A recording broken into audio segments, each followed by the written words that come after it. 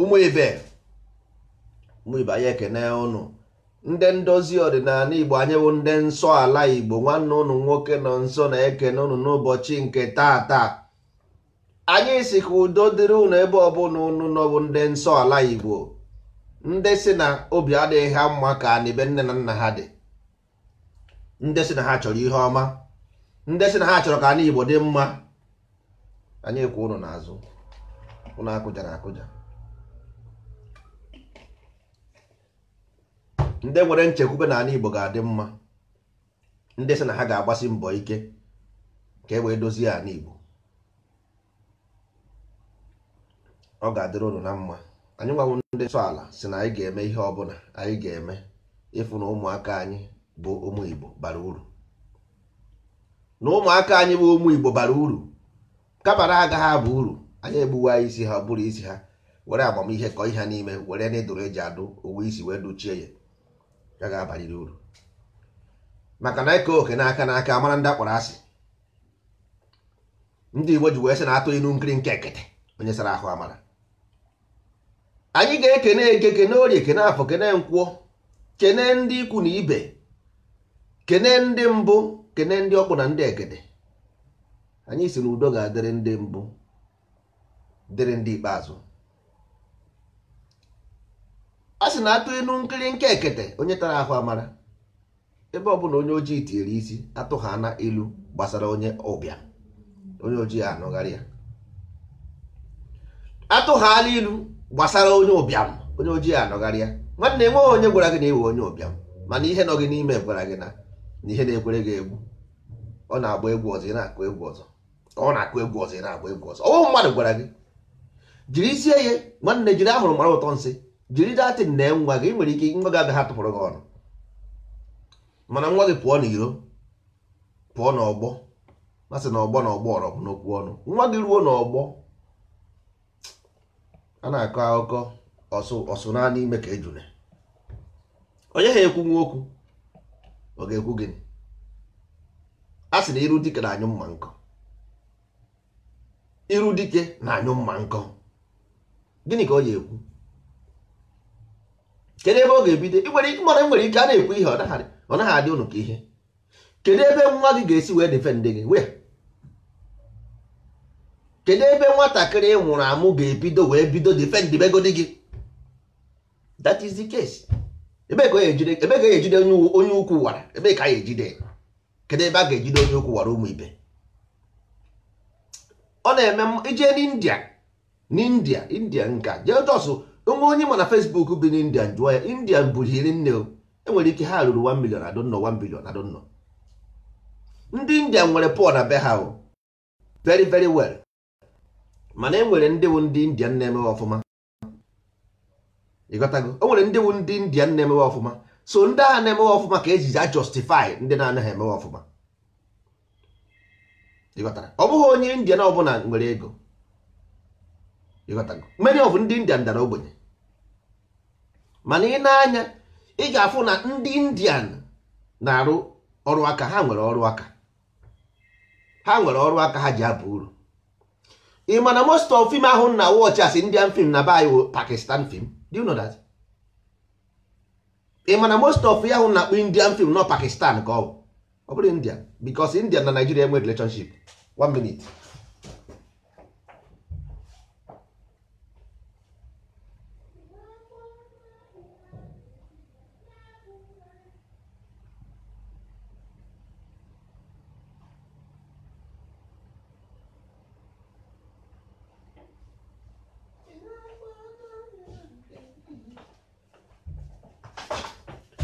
Ụmụ ibe dịka anyị si wee na-ekwu, most of those film anyị na watch bụ ndị Pakistani.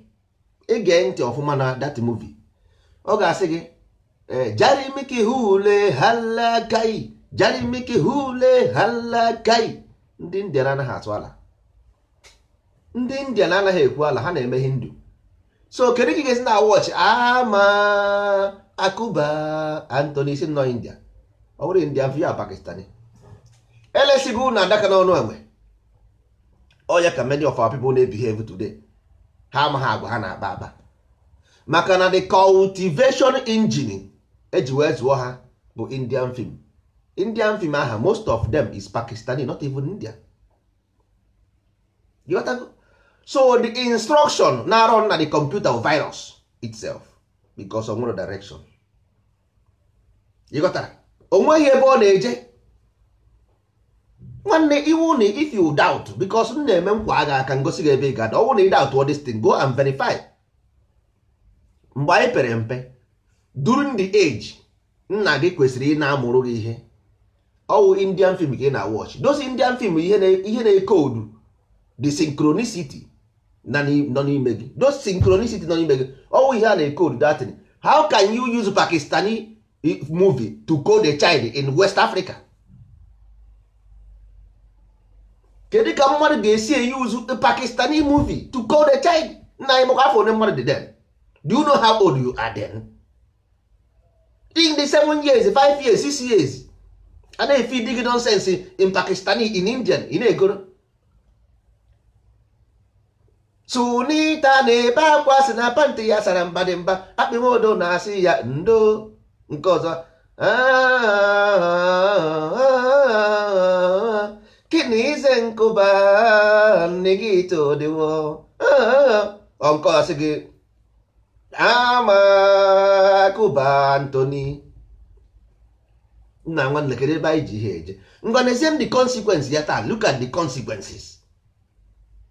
Ofu onye pụta ọ na-eme ka onukwu na movie. Aya na-achị. Hey, nna watchkwa that movie yesterday, that Indian movie. Aya ma akwali. Nwanne today ka mmata na ihe a Pakistani film, not even India. You got to go and do your own, go and verify. That was Pakistani movie. Don't you say Buhari want to Islamize us? One day you have been Islamized already. You a Muslim man, or because you join a mosque? You are a Muslim, or because you join a mosque? You want your character define who you are. Many of you don't even give your own mother right to live. Your wife don't have right to live.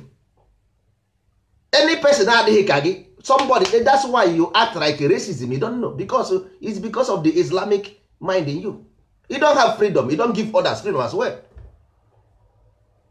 Omume gị bụ those movies Pakistani enyere gị n'isi, that is your life today. But ajụọ gị isi na iwe onye Igbo, nwanne nwere onye Igbo iwu, you virus to yourself. Sunita na ebe akwa na panti ya sara mmadụ mba. Ịghọtago, ọ muvi ha na-eme na muvi ndị India ha si Sunita a na-akọtu. Ịghọtago, so today now ndụ anyị na-ebi otu a now, all because of those useless information. Now anyị enweghị ike stand argue. Number one, you cannot, ndị be anyị ọ dị difficult to stand the debate. That is a ordinary Muslim lifestyle. All the difficult for us to stand face to face, the be anyị now face to face debate way forward. That is ordinary Islamic ideology. All the difficult to make a law and stand to it, all ordinary Islamic mindset. So ị nwere ike isi na iwu Muslim, nke ahụ ị na-ekwuru onwe gị, but your attitude, even o mere be the worst, because ịbụ ha anụ na ịbụ ha anụ ala, ịbụghị the real one, because the real one reject ya, your life goes towards that stage.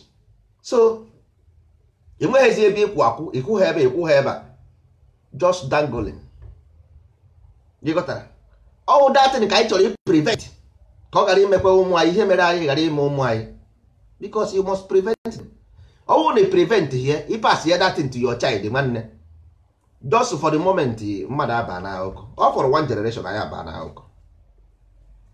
Enwere ihe ndere ebe a about life you live, ndụ ị na-ebi ebi. Okwu a na-ekwu na a na-ekwu maka ndị okenye, ọ dị ka akwụkwọ abalị ka anyị nọ ihe na just akwụkwọ abalị, ịghọtago.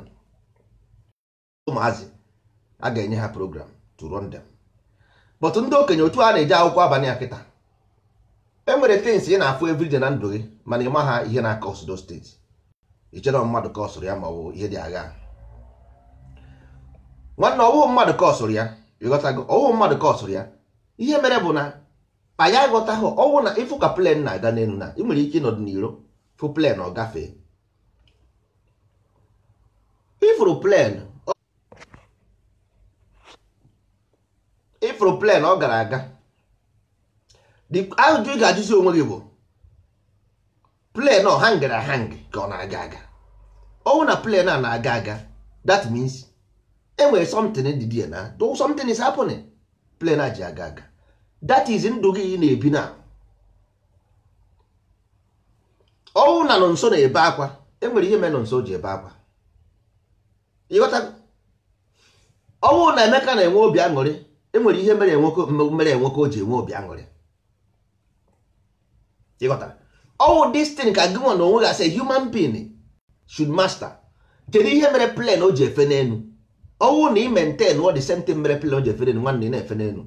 Ọgụ na ị na-aga ije, but your mind will be that same level of that plane.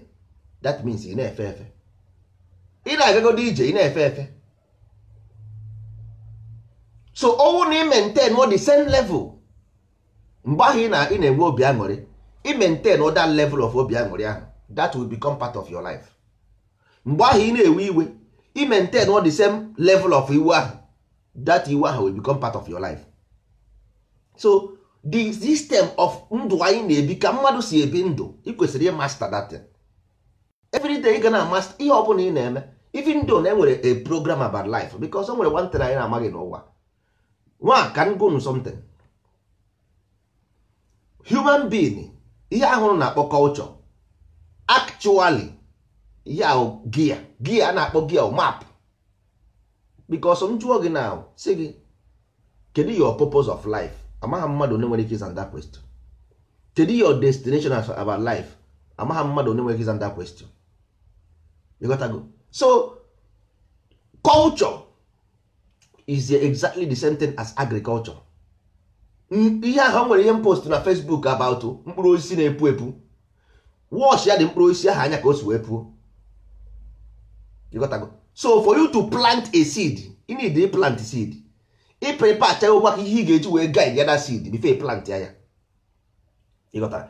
So anyị nwawo mmadụ unu ewezi na culture as ihe egwuregwu because na afụ ndị be anyị ha na-eme mụ na onwe m adịghị m interested na those nonsense. Ịghọtago? Ihe ọ bụla ị chọrọ ime you must know it. Ị ga-ama ya. Ịma gị onweghị uru ọ bara gị, ọ ga-aghọ gị ahịa. Ihe ọ bụla ị chọrọ ime nwanne don't do culture you don't understand. O nwere isi. Because you are in a destroy your own life. Because now the source of culture ihe mere ihe culture ewepụtara ya the mind. Because ndị mmadụ amụọ nwa na-ebe akwa ụna na-enwe obi aṅụrị. Jugodo ana m ekwu ihe all the time here. Ask yourself, jụọ onwe gị kedu ihe mere nwatakịrị amụrụ ọfụ ji ebe akwa. Ngwa ọ na-achị ọchị ị na-aṅụrị ọṅụ amụọ na nwa ị na-aṅụrị ọṅụ ma nwatakịrị na-ebe akwa na. You got that? So all this thing now, okay, the apes wee nweta culture a na-use. Human being na-ebigo millions of years. Ha ama ha ebe ha na-eje. And everything ọ bụla amụrụ amụ ga-anwụ anwụ. Okay, ha na-anya fụkwanụ mkpụrụ osisi opusie ọdanwụọ opuo ọdanwụ. Every living thing must die, my brother, my sister. Ma ngị nwa na ebe ahụ ma mụ nwa ọlụkwa niile anyị ga-anwụ anwụre. So as you are living, that means life and the dead is the same. Because ihe ọbụla itete n'ụra nwanne chijie ị ga-anaba ụra. Now ihe ọ dịziri wụ ndị uche ha zuru ezu eju nwanne ọ this 50 years ya mmadụ na-ebi onye nwa bụ the life a something must be wrong somewhere. That means either na agwa ha anyị rewritten ọ bụ na enwere ebe anyị because onweghị mgbe life ga-abụrụ just ordinary 50 years and everything goes away. Then why we are here? Ị bịazie ibutuo ya kedu source of life ọwụrụ spam, kedu source of spam human body, kedu source of generate of this mental state. You got to go. Ị bịazie code wezie di code isi okay kedu ka spammers wee pụọ njem ka onye kpojerie in his own destination? Nobody. Spam ji aka ya gagide wee ruo na the egg on gbara body. Do you tell the spam? No. You see? Now, nna anyị wee master this body movement. We code we culture. We nye as map. Because if you do exactly the same thing the spam did, you will get to your destination. Pure truth. Absolute truth. That was the source of religion. Because religion means to reunite. To get back home. You got to go. To get back home. That was the source of religion. Their culture was to cultivate the mind. Because you were born unconstructed. Because mgbe ha mụrụ gị, let me tell you the secret of what happened. Mgbe ha mụrụ nwa ọfụ, enwere ihe a na-akpọ yeast nọ na air. Yeast nọ na air. That yeast nọ na air and bacteria in the air. Once nwatakịrị ahụ pụtara n'ime afọ breathe that thing or short than the memory. That memory ahụ bụ n'ime that memory ahụ bụ ye wee na-aga ihe aha niile n'ime afọ ya. That yeast ahụ bacteria ahụ all that thing na-eme alcohol. You got to go to ferment alcohol, you need yeast and bacteria. So once that's why ndị mmadụ dị aggressive because of the air, the yeast in the air. Then nwatakịrị ahụ breathe that air mgbe ahụ ọ pụtara n'ime afọ or short than the internal memory or chalk. That is nwatakịrị ahụ dị chalked. Ọ ya bụ akwa ahụ ọ na-ebe. So that means in essence nwatakịrị ahụ nwụrụ anwụ. Ọ nwụrụ anwụ mentally. You got to go. So now ịbịazie werezie the culture nyezie the child to cultivate. As you are cultivating the mind, you are losing those yeast. Then the original self aha nọ n'ime short down begin to manifest. You got to go. So manifestation ọ na-emezi na ahụzi inyezie that ihe and that was the religion now. O werezie that because that religion was the same information o ji wee gaa n'ime ahụ ya inyezie as a gear in life. O werezie move. But ihe meziri bụ na Okeke ma Okafọ corrupt all the thing. You got to ha corrupt way. Mgbe Constantine bịara Africa, o nwetara information about that thing first. Ma ihe o kwuru, ọ sị na ya ga-eji this thing wee conquer the world. I will use to rule the world. So his intention is to deceive, not even to guide. You got that? so aka na-agwa ndị be anyị all these things ị mara ihe ọ just stay clear because ị mara ihe ọ because ọ na-eme ihe ọbụla anyị fụrụ anyị eme ya anyị ji iwe nwanne ọ bụghị iwe bụ the problem the issue here it will the problem to yourself. So forget about government, forget about anybody. The fight is between you and you. Go to mirror and see. The fight is between you and you. O nwere onye ọzọ. So you don't just get angry and na-ekwu nonsense, na-ekwu gịrị na-akpagharị. No. Nobody is losing apart from you. You are the leader, you are the slave, you are the master, you are everything. So nobody, you are not doing anybody. This life is very few and you must leave this place. Either you come here 100 million times or you know direction and move. The life is a continuation non-stop. In on a TT, the place you are in, and there is no way out because even the mkpụrụ osisi, even in saying even in all of them refined. Dustbin safe, the companies now refine dustbin na ha can go. Recycling companies, energy recycling energy. So everything is being recycled. Not only human being will be excluded. It's impossible. You gotta go. Everything them is like recycling. So you gotta say that human being only is exceptional. There is no afterlife. One, the issue here is not afterlife or no afterlife. You are afraid of religion because religion has been deceiving you. Energy can never be destroyed or created because in human opuru before onye ọbụla nwere problem of sex ị gaa n'ụlọ ọgwụ doctor will tell you no mental or from mental cause ọ bụrụ na your brain adịghị stable akwasị na obi dị mma butere utu nkeli ịnụbeghị before ndị Igbo sị na obi dị mma butere utu nkeli ọ bụrụ na brain gị adịghị mma that means universe is mental. You got to go? So universe is mental. So everything is mental, pure mental. That means the flesh. And when you flesh, the flesh will go and another flesh come. You got that? So the flesh will go, another flesh come. So it's up to the mental state, your own mental state. Okay, how do you get this information? Ihe ọma ọsọrọ gị nsọ nwanne ihe a na-ekwudo asị gị pọtọpọtọ enwere mgbe asị gị je na pọtọpọtọ hie enwere nobody everybody ihe a na-ekwu here for your own good. Ịkpere m anya enwere ihe a na-eme a na-ekwuzo dịka asị na anaghị mmadụ bike ebe ke bụ nonsense bụ ya. Ihe ahụ your own self is yours gị na onwe gị ọsọrọ gị nsọ to be good and live your dream. Ọsọrọ gị nsọ then ka ihe na-akọzikwa ọ bụrụ ọsọrọ gị nsọ what is your problem? Ndị Igbo si a na-agwa onye ibi afọ a na-eto ya, a na-agwa mmadụ ibi afọ a na-eto ya, a na-agwa mmadụ ibi afọ a na-eto ya. Ọ dị exactly ihe anyị na-eme asị ndị isi ojii nwanne. Don't pity these people my brother, don't pity them, pity yourself because all everybody begin to pity himself. Aya dị mma. Don't pity anybody, pity yourself. If you pity yourself, then you find a way to be good. Or if you pity people, if that person onye na-epity anaghị epity onwe, how can the person be good? How onye na-epity ọ na-epity onwe, then how can the person change? Black life matter, black power on ọfụma na then what are you talking about?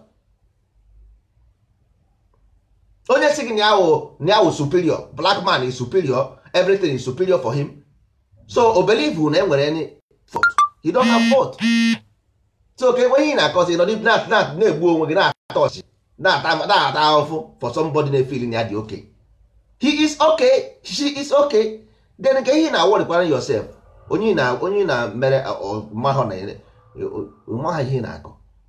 So pity yourself until the person pities itself. Because that's why if you go to developed country, how are they ready for all this? Because how many have humans? How many life is an illusion. When you have Joker, what on is Joker, it's joke. The only way life comes is through sex. Life comes through sex. So, if life come through sex, kedu ihe ọ chọrọ ịgwa gị there? Don't take it serious, because spam, there are millions of spam at a time, millions. So if you na oh not be serious like that, na ga-enwe millions of spam at a time. As in that there are so many fishes in the river, but there are some. There are some. Can you hear me? There are so many fishes in the river, but there are some. One, if these million spams move, only one spam go into the womb.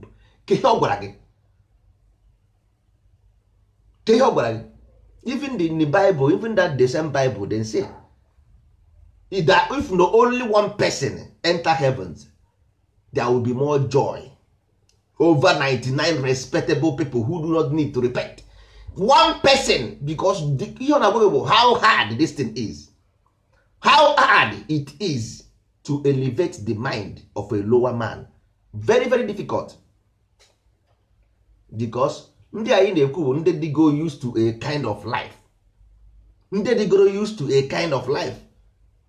That's why if one person ever elevate and climb, joy, heavy joy. Mana buko ndị mmadụ agọta ha dị use ha na na Facebook a na-akọ fada asị ha, chọọchị asị ha, pope asị ha, religion asị ha, culture asị ha, everybody na-asịkwa ha. But to go straight to the mirror and look at yourself and marama, are you okay? Ha gaghị eme, ha ga-blame everybody n'ụwa niile, but ngụnwa na onwe gị, my brother. The question is for Goma, because you now today you are dying alone. Agụ na-agụ gị today, agụ ga-agụ gị, agụ na-agụ mmadụ na at the same time. You know go mbọsị asị na agụ na-agụ gị, agụ na-agụ ga na-eme onye gị na-azụ afet. Onye na-akụ gị rie mmiri juo afọ, ịnọdụ na-akụ ya dị enweghị mgbe afọ ahụ o rijuru ga-agafe na nke gị. Ezigbo agụ ga-agụ gị. Ịghọtago? Ezigbote agụụ gị na aha ga-agụ gị. Ọwụ na iteteghe n'ụtụtụ binie dị chọọ ihe ị na-eri, ezigbo agụụ anyụọ gị kpakwu. Ịghọtara? So ihe m na-enye gị ebe a bụ example of how life work. So ọwụgo mgbe nke nwa na onwe gị iru ewuru nwoke, ewuru dimkpa, ewuru mmadụ. Ọ bụ ihe pụtara ụwa. Jirizie nnọọ nwayọ, because first of all, if you decrease the mind, the raw mind of a man, then automatically the spiritual mind grows. All the name is inside you. Everything na nwoke here is inside you. But the problem bụ na ndị Igbo si na onye ji mmadụ na ji onwe.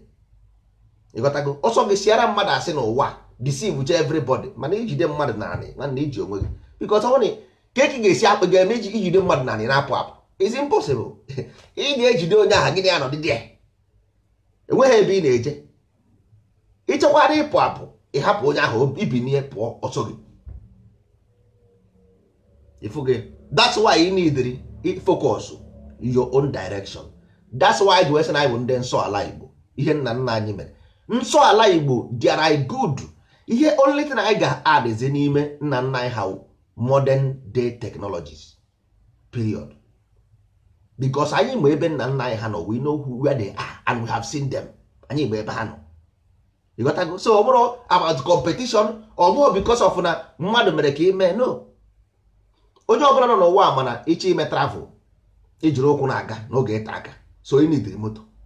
So ọ bụrụ maka nwa bekee nwere moto ka iji achọ ya, you need something to make you closer to ebe ị na-eje. Ịma na you need the communication to communicate. So ọnwụ na enwere other way to communicate. Nchi igwe onye nọ na baa ya okwu n'Africa na okay, ka m mesi ekwu ya. You got to go. Sorry, difficult. All through telephone. Then all maka nwa bekee nwere ya. All because of need ya, you need it. You got to go. So ọ bụrụ na enwezi somebody ma eme ya, ọ dịrị gị izi copy. Ọ na copy nsogbu adịghị. Ọ kpara akụ. This is for nature. All nature nwe ihe a niile ọhụụ mmadụ nwee. Mụ na gị ga-anọ ebe a few years anya na. O nwere ndị na-agaghị eru next year, nwere ndị na-agaghị eru tomorrow, nwere ndị na-agaghị eru next tomorrow, nwere ndị na-agaghị eru next week. Asị na mgbe onye tetụ wa ụtụtụ ya. Ịghọtago onye na chie. Mana ihe anyị na-ekwu bụ onye ọbụla bụ onye nsọ ala kwesịrị ịma nwanne wepụ aka enwe n'ofe tupu ọ aka mmadụ. Ị gaghị akwa asa bụ nwute master the same time. It's impossible. Ị na-egwu onwe gị wayo. You are deceiving yourself. Period. ihe ọ bụla mmadụ chọrọ ime n'ụwa nwanne chara ya. Ịchọọ ime something n'ụwa, use yourself as example. Onweghị the maximum law of life bụ gị nwa. Ịghọtago? Ọwụ na isi na ịbụ onye dị otu a nwanne, ọ agwa gị ya egosi onye ahụ. Agwa gị iwu isho. If you gaghị na-apụ na asị mmadụ anyị iwu ndị nsọ ala bịanụ, ihe awụ ndị kristian ndị nkịtị na-eme. Mmadụ one ka ifuru ndị muslim na-aga eprichi na ha bụ muslim bịa na mosque next week. Ndị muslim one na-eme. Ndị muslim one ka ifuru in the morning bụrụ microphone gọzienụ mmeri nnụnwa anyị butere n'iru oge, gọzienụ mmeri nnụnwa ka ọ bụrụ mmeri dị nsọ, gọzienụ mmeri nnụnwa anyị butere n'iru oge ka ọ na-agwụ anyị ọrịa, ka ọ na-achụpụ ajọ mmụọ. Mmadụ one ndị muslim ka ị na-afụ na-eme ya? Ị gaghị afụ ha. Ị gaghị afụ ha, mana ị ga-every 4:30 in the morning. In the morning, early in the morning, in the morning, I will rise and praise the Lord. Good morning, Jesus. Good morning, all. I know you come from heaven above. Early in the morning. O jekweghị chọọ ọrụ, time ọ ga-ejije chọọ ọrụ, chọọ ihe ọ na-eme. Ọ gaghị eje, ọnọdụ kwecha. O mechaa o jee na bọọsụ, ndị bara bọọsụ si ya chọrọ ya 100 naira, chọrọ ya 200 naira ka o were rie. Ịdịkwa mma ijeje chọọ ọrụ time ahụ iji na-ekwu destin.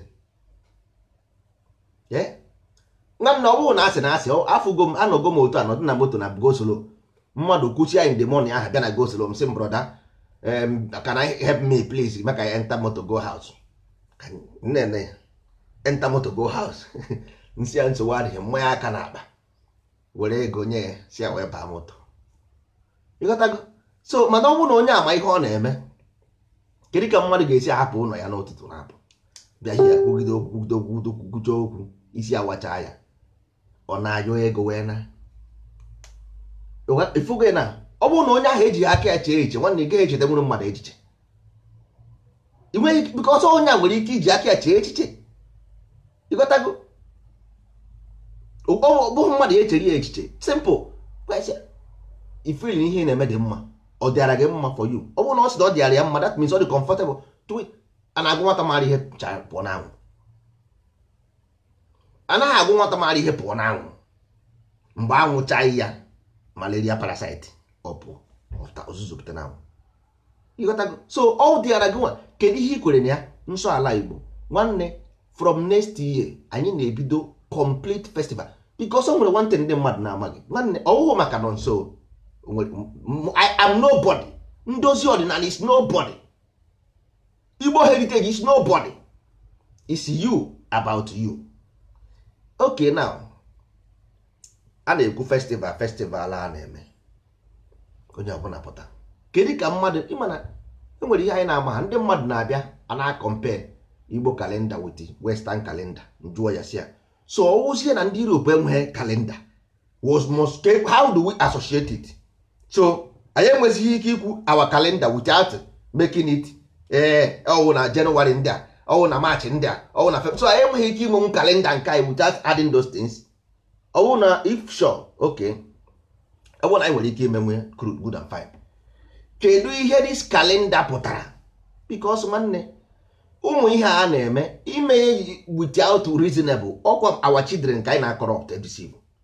Marakwa na amara our children, we are deceiving our own children. Even at the same time, you are becoming victim of your own deceit and lies because you will believe it. You believe oye ịbakwana na akụkọ. Onye isi a na-edu onye isi. Mmadụ na-eme ihe ọ na-ama. Afro m ndị na-eme ọnwa agwụ na Septemba, ha na-celebrate agwụ na Septemba. Ịghọtago? Ọwụgodo about September ka a na-ekwu okwu ya. Ịghọtara?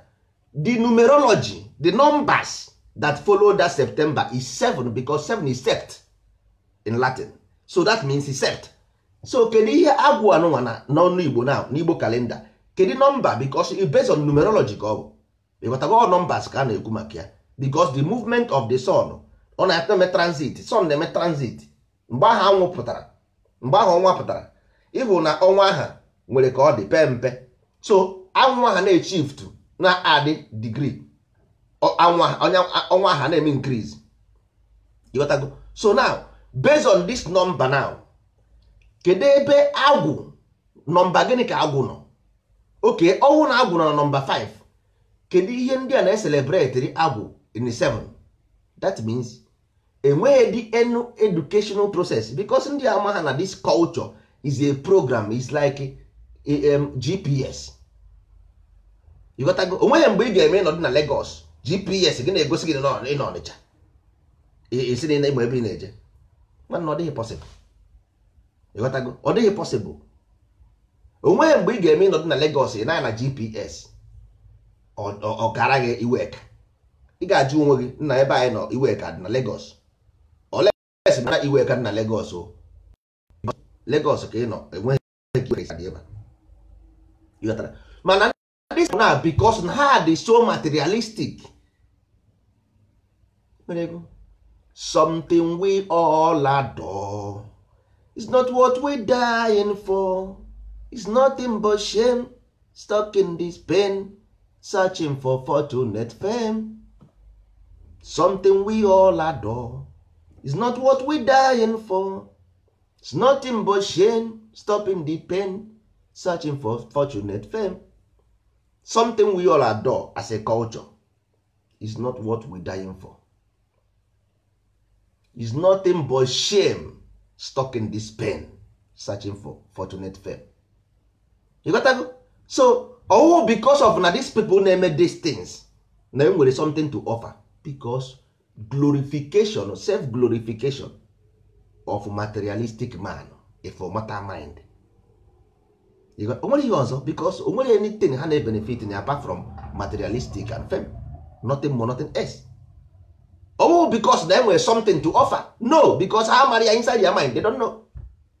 Inside their mind, they don't know, because there is no how nature can give you information without being natural. And when nature can get information from nature without being natural, it's impossible. So if you are materialistic, then can you hear nature and get information? You don't need. You need to hear now. You got that? So ndị niile a na-eme this thing, most of them, 99% of them amara ihe ọ. Then what are you doing ihe na amara? Ị na-eblame nwa bekee, na-eblame ndị ugwu, na-eblame ndị Yoruba, but ọwụ ngụ nwa bụ the founder of your own problem.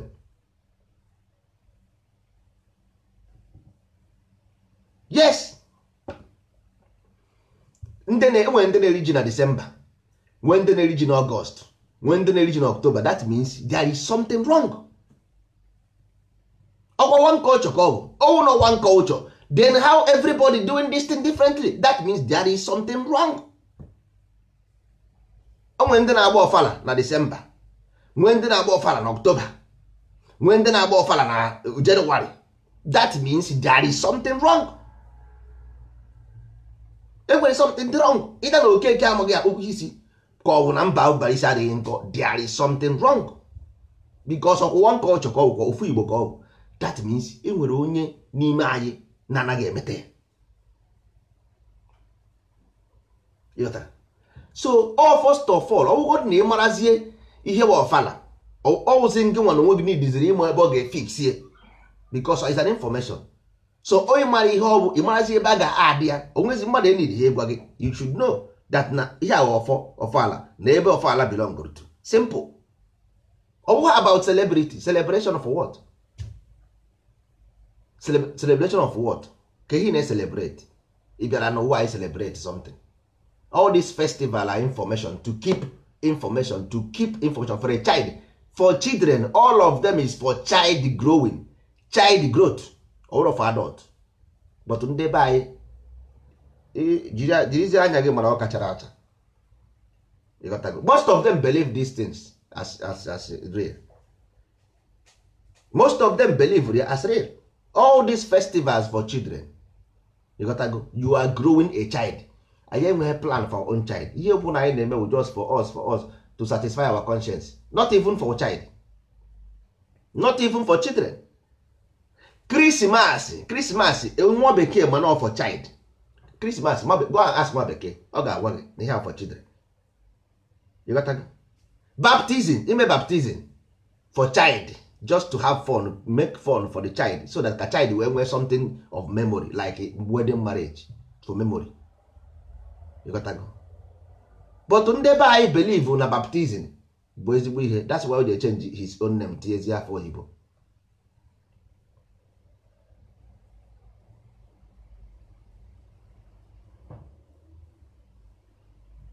ịhụgo ha abịago ịghọtago ha abịago atụọ inu nkirike ekete ndị sara ahụ ndị tara ahụ amara ịghọtara. So but anyway, ụmụ ibe dịka isi wee na-ekwu, all those festival for children of ụmụaka ka ọ bụ ịghọtara. Ọwụfe okenye of ụmụaka, adult bụ adult. Enweghị ihe that festival ga-emenwu na ndụ gị, mana ihe na-eme the festival for the children to have a focus, ịghọtago, so that ọ ga-develop their ability to think, so that they can nwee something in their brain as memory ha ga-ewere were grow their mind up. That's why ndị okenye ji practice ya as real, mana okenye kwesịrị ịma ya na ihe ahụ ordinary festival, because ije na dictionary chọọ ihe festival or feast, religious feast. Every festival is from religion, from A to Z. Every festival from A to Z bụ religious feast go from A to Z. So ị gaghị asị na ị na-ewu religion, iwu religious, but ị na-eme festivals. Kekwere ebe festivals isi? Kezi ebe festivals na?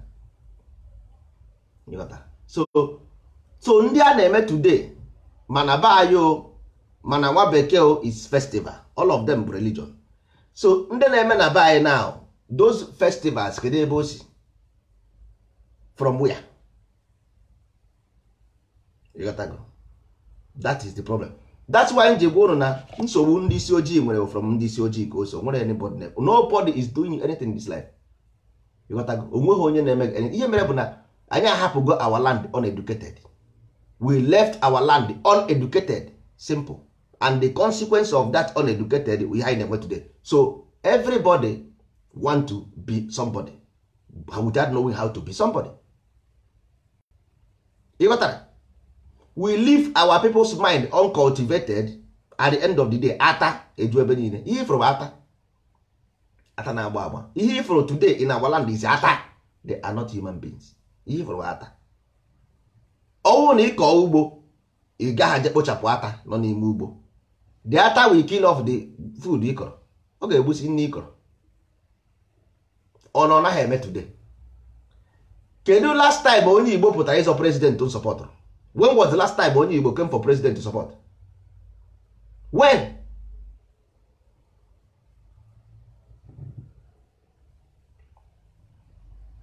Onye Igbo pụtago today sị na ya chọrọ aeroplane. Igbo man agaghị support ya. You got to? Ọ gaghị support ya. Igbo why? Oh, because of na like. Ọ chọrọ ka ọ bụrụ nyanwa. You got to? Ọ chọrọ ka ọ bụrụ nyanwa, ka ọ bụrụ nyanwa, ka ọ bụrụ nyanwa with the person. But ọ maghịzi na ọ chọọ ewu ọ ga-ahụ ya. Mana ị ga-ebugodo ụzọ mụtagodi nwa, mee nwa gị ka ọ bụrụ that your dream. Ọ bụghị ugwu na ngwa ya eme na nwa gị emekwa ya na ọ ga-emeri ya. Mana ọ chọrọ ka ọ bụrụ nyanwa without any sị gị ife ọ ga-eri ego one. You got to? Ọ sị gị ife ọ ga-eri ego one. Ọ na-eji ego nwanne ọwụ na-eji egote ihe n'ụwa. Ana Igbo ga-adị mma. Because ego niile dị na ana Igbo ụzọ nkịtị adịghị ya. So ọ bụghị ego, ọ bụghụ na ego. Ifeanyi Ụba nwere ego, Peter Obi nwere ego, ndị nwere ego ka nkụ. Kedu ihe mere na ana Igbo adịghị ka ọ kwesị wee dị? Gị ka anyị na-ayọkwa na ndị Hausa egbu anyị, ndị Yoruba egbu anyị. Ọ bụghị ego na isi, ọ bụghị ego. The problem bụ na the ideology is not there. The ideology adịghị ebe ahụ. The ideology adịghị ya. And ihe ọsọkwara unu mee without the ideology nwanne enweghị ebe na-eche. Period. The next thing the race will go away. Period. Onwezi ihe ọzọ. The next thing the next project the race will disintegrate. Simple. Simple. Onwezi otu ọzọ. The next thing disintegration of the race. Disappear. Iwesie iwebesie akwa in ọgwayo. Because nature abhors a battle. Real is real. Ihe na-agba wee eziokwu n'ihu Chukwu na n'ihu mmadụ. Real is real and fake is fake. Ị na-ebi fake life ma na fake nwere expiring date. emesịa fake eme expire onye ahụ aba na ọkụ. You got that? That is the game. Ọwụ na ya enweghị ideology. Otu a na-ekwu na na-ekwu okwu ideology now. Onye Hausa will come into nsọ ala before onye Igbo ga-abịa. Onye Yoruba, onye Bini ga-abịa na nsọ ala before onye Igbo. You got that? Because ndị ha eji wee bịa easily. Because onye Hausa believe na local ideology. Onye Hausa believe na local ideology. So onye ga-eme attract because ọ mana this thing dị local. Ọnụ maka nsọ ala ọ ga-asị na ihe dị local, ọ ga-aga dị. Onye Yoruba dị senti na ọ ga-aga dị. Mana onye Igbo believe na local. O believe na foreign ọsọ ogene. O believe na foreign because onye Igbo igote ihe na Aba ọ sị gị na ọwụ Igbo made. Igote Italy ọ sị gị yes, ọ Italian made ka a chọrọ. Ọ chọghị Igbo made, ọ chọrọ Italian made. Mana onye Hausa fụ Aba made, ogoro Aba made, ọ gaghị ego Italian made. Jeje cheki edi akwa ndị Hausa na-eyi. Icheki akwa anyị nwere eyi. Ịhụ na ihe dị iche dị. Onye Igbo ga-eyi Jojo Amani yiri Tommy Faiga. Onye Hausa yiri Hausa daka ụbịam. Jee tụọ adịghị afụ ya na isi oya danchi gị Hausa daka ụbịam. Yes, anyị ekpuru FIFA. Onye Hausa ekpuru Danjuma. Ikpuru okpu nke a ifu nke gị edere cowboy. Onye Hausa ga-ekpu FIFA. Go and see. Go and just see for yourself. Onye Yoruba yiri kumole. Onye Yoruba yiri kumole. Onye Igbo yiri fila. Ịghọtara? Ị gaa na Aba enweghị ụdị akpụ ụkwụ anaghị arụ na Aba. But gaa na street of Onitsha. Gwa m how many people yi made in Nigeria cloth n'Onitsha. Ịghọtago? Gaa n'ọpụ iweka. Na ndị mmadụ anya n'ụkwụ, na ha anya n'ụkwụ, na ha anya na trouser, na ha anya n'akwa. Imesịa ị gaa n'ugwu Hausa. Icheke ndị Hausa one yi foreign cloth n'ugwu Hausa dị. Icheke ndị Igbo one yi foreign cloth n'ugwu Hausa dị. Odoge anya. Ịghọtago? Iche ịgụ sensus, ịgụọ sensus nwanne. Go check, gaa gụọ n'onwe gị, gaa bee the research n'onwe gị. Odoge anya na anyị lack ideology as a people. Na-agwụ this na ọ dịghị ka egwuregwu. We lack ideology. Anyị ga-strip off all the whole nonsense from A to Z. Strip off all the whole nonsense. Ọ na strip here off, then future have no room for you. In politics, you are nowhere to be found because of this fault. All this fault mere inweghị politicians. All this fault mere inweghị politicians because onye kpara aka n'ọnụ ọ sị gị ya amụrụ ya na Zungeru, onye nke ọzọ amụrụ ya na Kafanchan, onye nke ọzọ amụrụ na Gebenwa. Nna nwanne, onweghị onye asị ya mmadụ amụ n'ebe ọ bụla enwere ike ịmụ ya. No, they can burn you anyway, nwere nsogbu adịghị. Mana ihe a na-ekwu ọ bụrụ na ị nwere ideology, those people who have the same ideology with you, ha ma onye ha ga-atụnyere. Mbọsị vote ruo, ha ma onye ha ga-atụnyere. Mana nke a bụ na otu our mind dị unstable. Onye ọbụla bịara nọ o were ego. Mgbere Ochasị Okorocha bịara, ọ sị anyị na ya nwere ihe nwa n'ugwu Hausa, motherless baby n'ugwu Hausa. Ọwụ na ị gaa n'ugwu Hausa, onye Hausa bịa n'ugwu Hausa sị ndị Hausa na ya nwere motherless baby na Owerri, ha tụnyere ya vote, ọ ga-atụnyere. Mana somebody bịara gwa anyị na ya nwere motherless baby n'ugwu Hausa, ya atụnyere ya vote, o win ya. Maka na ke ihe mere ka o win chaka mere the next month or the fate to APC.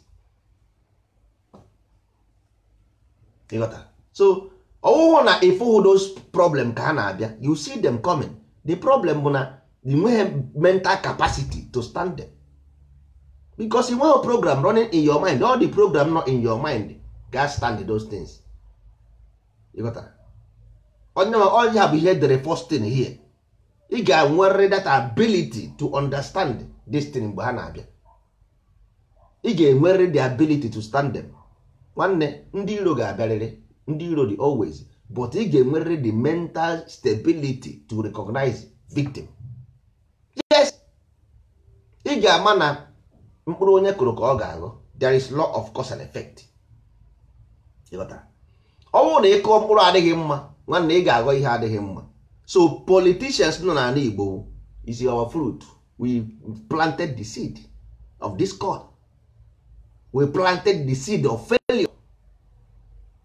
Nwa anyị abaghị uru, we planted the seed of an unconstructed child, and that child now we are reaping our fruit. Yotago, ọ bụ mkpụrụ anyị kọrọ ka anyị na-eri. Ọ bụ mkpụrụ anyị kọrọ ka anyị na-eri. So politicians nọ n'ala Igbo is our own make. Ọwụhụ Nigeria, ọwụhụ British, is our own, because ọkwa ha na-aza afa ndị Igbo. So that means ọwụhụ na-esi m na ha ahụ ndị Hausa, how come ha ji achịkwa n'ebe ahụ? Ka ihe meziri, how come ka a si wee bido na-achị ebe ahụ isi na ndị Hausa tinyere ha? How come?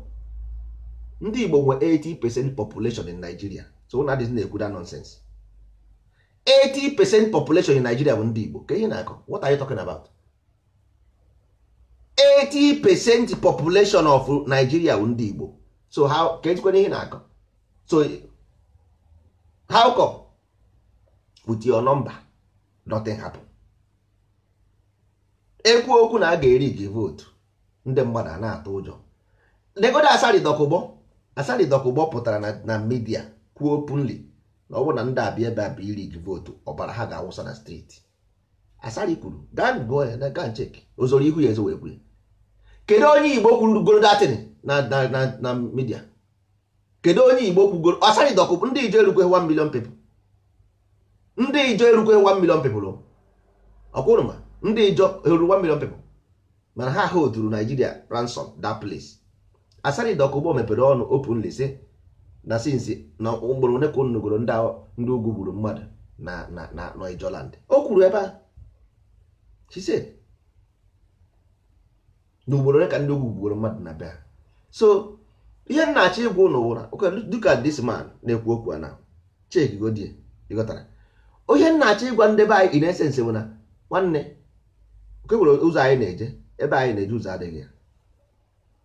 Ebe anyị na-eje ụzọ adịghị ya. Ọnwụ na anyị ruo ebe ahụ anyị na-eje, anyị ga-asọ isi na wall. Anyị sọ isi na wall, anyị echigaba azụ. Anyị ruo ebe ahụ anyị na-eje, anyị sọ isi na wall, echigaba azụ. Because onweghị ka race, ị gaghị asị na ibe race ị na-aza Igbo, but enweghị an ideology that backs up that ihe ị na-aza. Nwanne, that's it. Ọ ga-efefusi. Ndị Igbo na-aka nzu. Kedu ihe meji aka nzu? Ụnụ amakwa ewu nzu. Ọkwụrụ ma nzu wụ ihe gbariri agbari, uzuzu, dust. Ka ihe eji wee ka ya kachie ya akachie, ịkasị ya dị nzu ịkachie ya. Ndị Igbo na-akpụ ụzụ. Ịmana ịkpụ ụzụ na ịka nzu ofu. Ịmana ịkpụ ụzụ na ịka nzu ofu. Kedu ihe ụzụ na nzu na-eme? Nwanne, ọwụ na ime odu that dust, ikuku kuo buru ya. Ọwụ na ime odu the dust ahụ kpọrọ nzu. Ịwụ na ndị Igbo kpọrọ akpụ. Ịgbarisie ya ọghọ dust or powder, ịfụọ ya ọnụ, o disappear.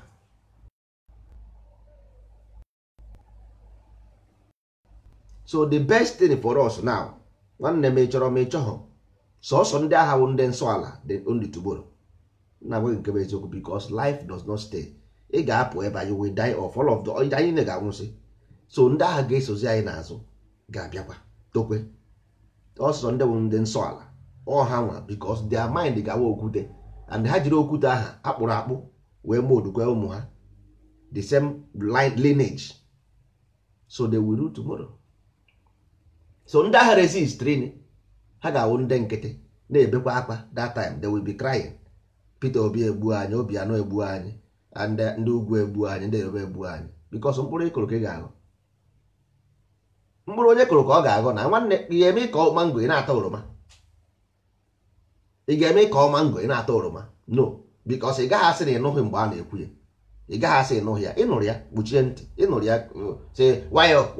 Nwanne, onwebeghị religion gwa gị n'ụwa na ị na-eje na Muslim Jizọs akpọrọ gị. No, there is never a religion ga promise gị a different ideology. No, never ever.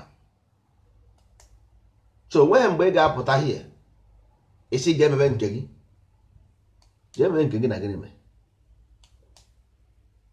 Nwanne, Igbo bụ Igbo. Ọwụ na ịchọghọ ihe anyị na-ekwu, nwanne, go n'obodo nweghị ejighị aka, mana ị gaghị asị mmebe nke gị ka imebe nke gị. Mba, mba, ihe anyị representịrị bụ Igbo and 120% sure. So ọ bụrụ na iso ha eme ya nwanne, ị nwekwara right to do, you have right, but marakwa amara na every error nwere consequence. Na inyuchie nsi ụzọ na ị ga-ezu ijiji, ma you have to know that. Ị ga-ama ya ama, ị ga-ama ama na inyuchie nsi ụzọ na ị ga-ezu ijiji. Ọwụ jos na mmadụ ga-emekwa ihe ọ laikiri, of course yes, ị ga-eme ihe laikiri, mana mara amara na anything, everything ọ bụla ị na-eme nwere consequence. A ga-agwa gị na life will cause an effect, iju oruo echi ibibezie the effect of your cause, ịchọ onye ga-eblem. Mana a gwara gị agwa na life will cause an effect, mkpụrụ onye kụrụ ka ọ ga-agọ, then why don't you plant a good seed? Isi ji ememe nke gị. So ka ị na-eme ihe ọjọọ, oruzie echi the same ihe ọjọọ will hurt everybody, even though na ọ ga-hurt gị nwa self, of course yes. ị ma na ihe anụ nwụrụ na-eme mere ndị ugwu ji wee nwee access to your land, do you know that? ị ma na ihe anụ nwa anyị na-ebigharị aka na mere ndị ugwu ji wee nwee access to your land, we open it to them. Anyị mepere ụzọ, we open door to them, anyị mepere ha ụzọ. Anyị enweghị ike iproduce Igbo socio-cultural organization, no, we cannot, because ọhaneze Nigerian government may establish, everybody knows that. Onweghị onye dị against that, nobody. But ọwụ na isi na ihe ha na-eme adịghị mma, weta nke dị mma. Isi ha amaghị eme ka ekwenu nke gị, maka na onye ji ibu ka ewu na-eso. Isi ha amaghị eme, where is your own?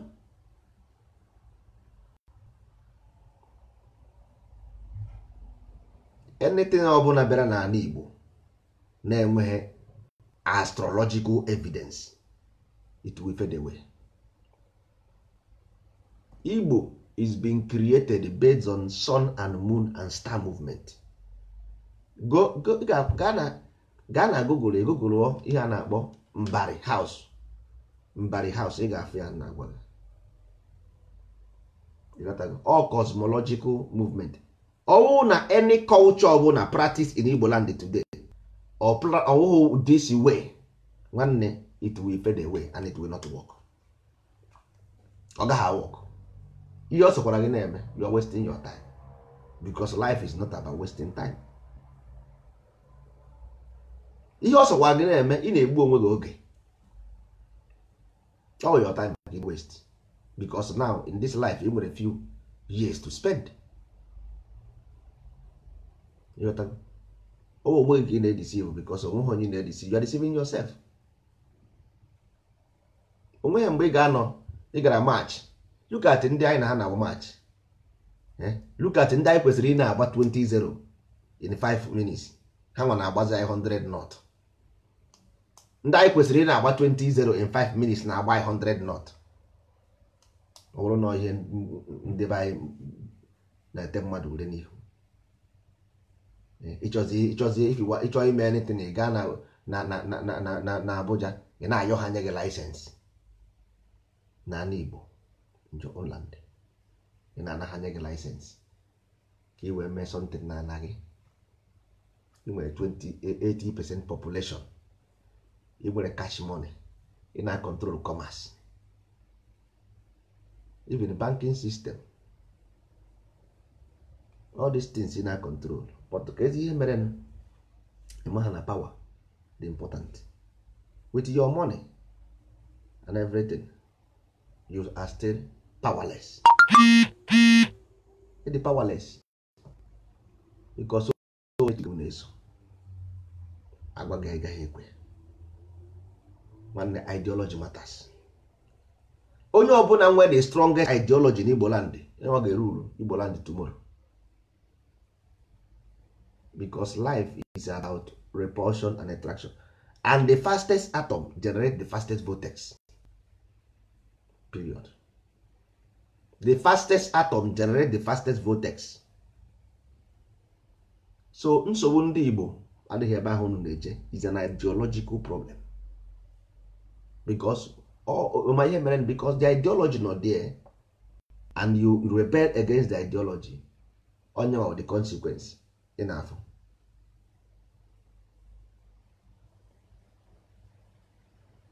period. Unu na-eji amatụ ịga n'ugwu Awụsa kịta aga na mosque imam abụrụ president. Imam is not president. Imam is not even Sultan of Sokoto. Imam sị ha 5 o'clock tomorrow na achọrọ ịfụ onye ọbụla na park 5 o'clock. Even na that small radio ha o ji n'aka ụta ọsịa tomorrow onye ọbụla apụtakwa n'iro, onwe onye ga-apụta echi. Ihe ahụ the way of Igbo land mgbe ndị gboo akụọ nwekwa a na-eme akụọ, onwe onye ga-apụta iro. Asị gị na 12 o'clock tomorrow onwe onye ga-afụ n'iro, 12 o'clock onwe onye ga-afụ n'iro. Ya way of Igbo life. Kedu ihe mere mmiri ji baa n'opi ụgbọgụrụ ndị arụrụ mana ihe agwọ mụrụ ga-eto ogologo. Nwanne onye ọbụla na-aghọ aghụghọ n'ụwa asị gị na ya ma na-aghọ aghụghọ, na-asị asị. Onye ọbụla na-asị asị na-ezu ochi na-agba ama asị gị na ya ama ha dija mgbe kriminal. Nwanne onye ọbụla ihe ọbụla na-eme n'ụwa ịma ihe ị na-eme. Ihe ọbụla ị na-eme ịma na aghụghọ bụ ihe ahụ ịma na aghụghọ. Ịma na ọnwụ na-asị ịma na-asị, so ị gaghị asị mmadụ na ịma gị asị ka ọ bụ ihe ọbụla ị na-eme ịma nke bụ eziokwu mana nke bụ asị ka uche dị aghụghọ. Onye ọbụla ma n'ime obi ihe ọ na-eme, so ị gaghị asị m na ịma ha ihe ị na-eme, ịma ha ma ihe ị na-eme ọ bụ eziokwu ma ọ bụ asị ngụama period ịma. So mmadụ adịghị na-aghọ onwe ya aghụghọ. Ịghọtago? Ọ bụ dịsi aghụghọ a butere anyị na nsogbu anyị nọ today. And ọkwa nna ya adịghị ready ịgbanwe dị aghụghọ, the situation will get worst. Because life you live is a force on its own, and that justice must prevail. Oh, because in a feeling that you are unjust, you have been untreated unjust. Nowhere nature can treat you unjust. Never. Nature can never treat you unjust. It's impossible. Because those people you are accusing are human being as you. So under him accuse you human being. So the same natural force, the same natural vein, blood run in them, run in you. So all in Ghana court, justice or magistrate, magistrate kwa mmadụ ka ọ bụ. Yes, because onye nyere the magistrate order to put you in jail for 30 years. Who give the magistrate the order? As above, so below. Kedu onye nyere the magistrate the power to jail you? Government. Okay. Mental governance. So if feeling that the invisible mental governance cannot judge you, if ordinary physical government put you in jail and you serve the jail term, you serve it, and you agree, justice and you agree that now you have to go to jail for 10 years, you agree. But ngwazie gị na as above so below, you don't understand. You got that?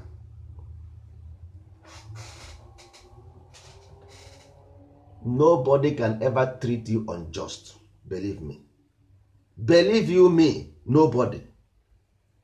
You are a victim of your own self. Because he ga-eji awụrụ victim bụ na otu a na-agwa gị ha now. Some other people nọkwa na plan ha ga-esi wee ruo against it.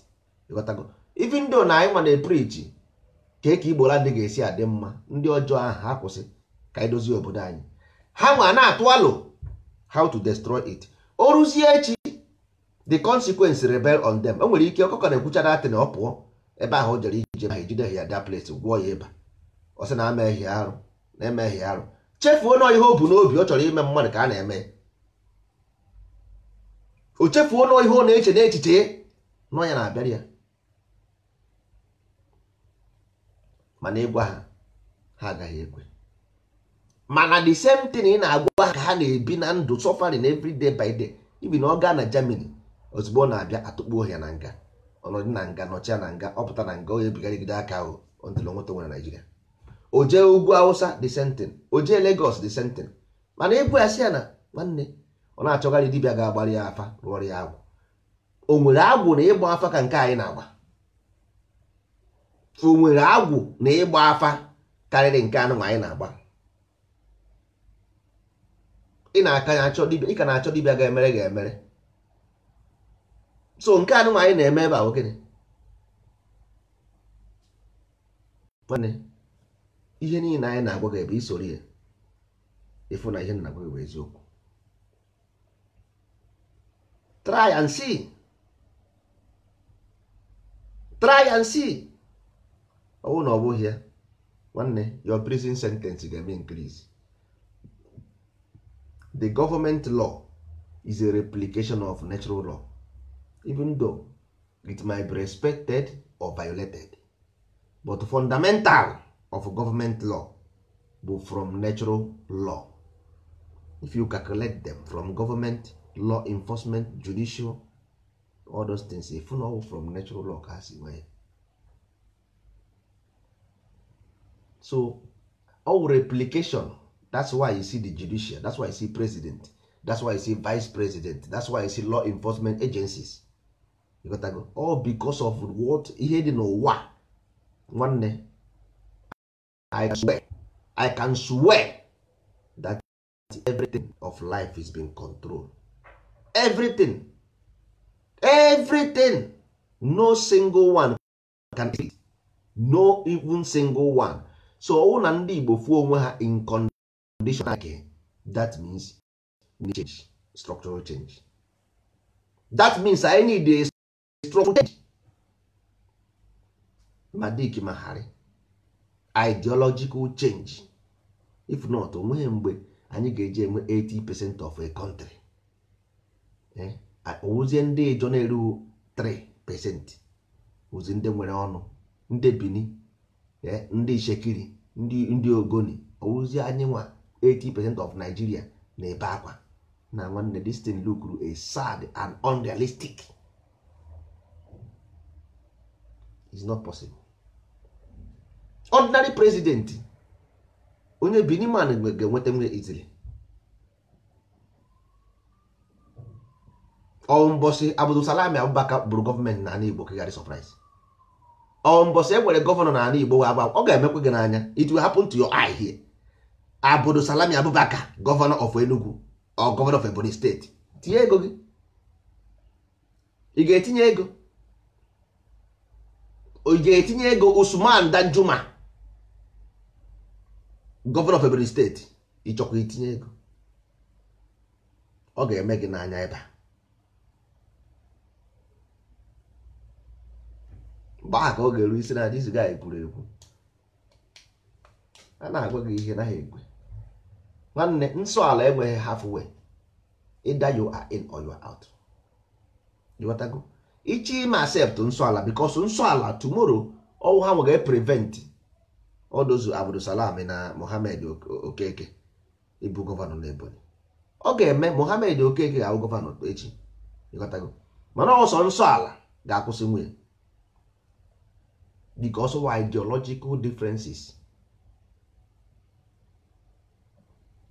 Ọwụ na-enweghị ka ihe ga-eji wee stop nwunye. Fundamentally Nigerian onwe right. Fundamentally Nigerian law onwe right.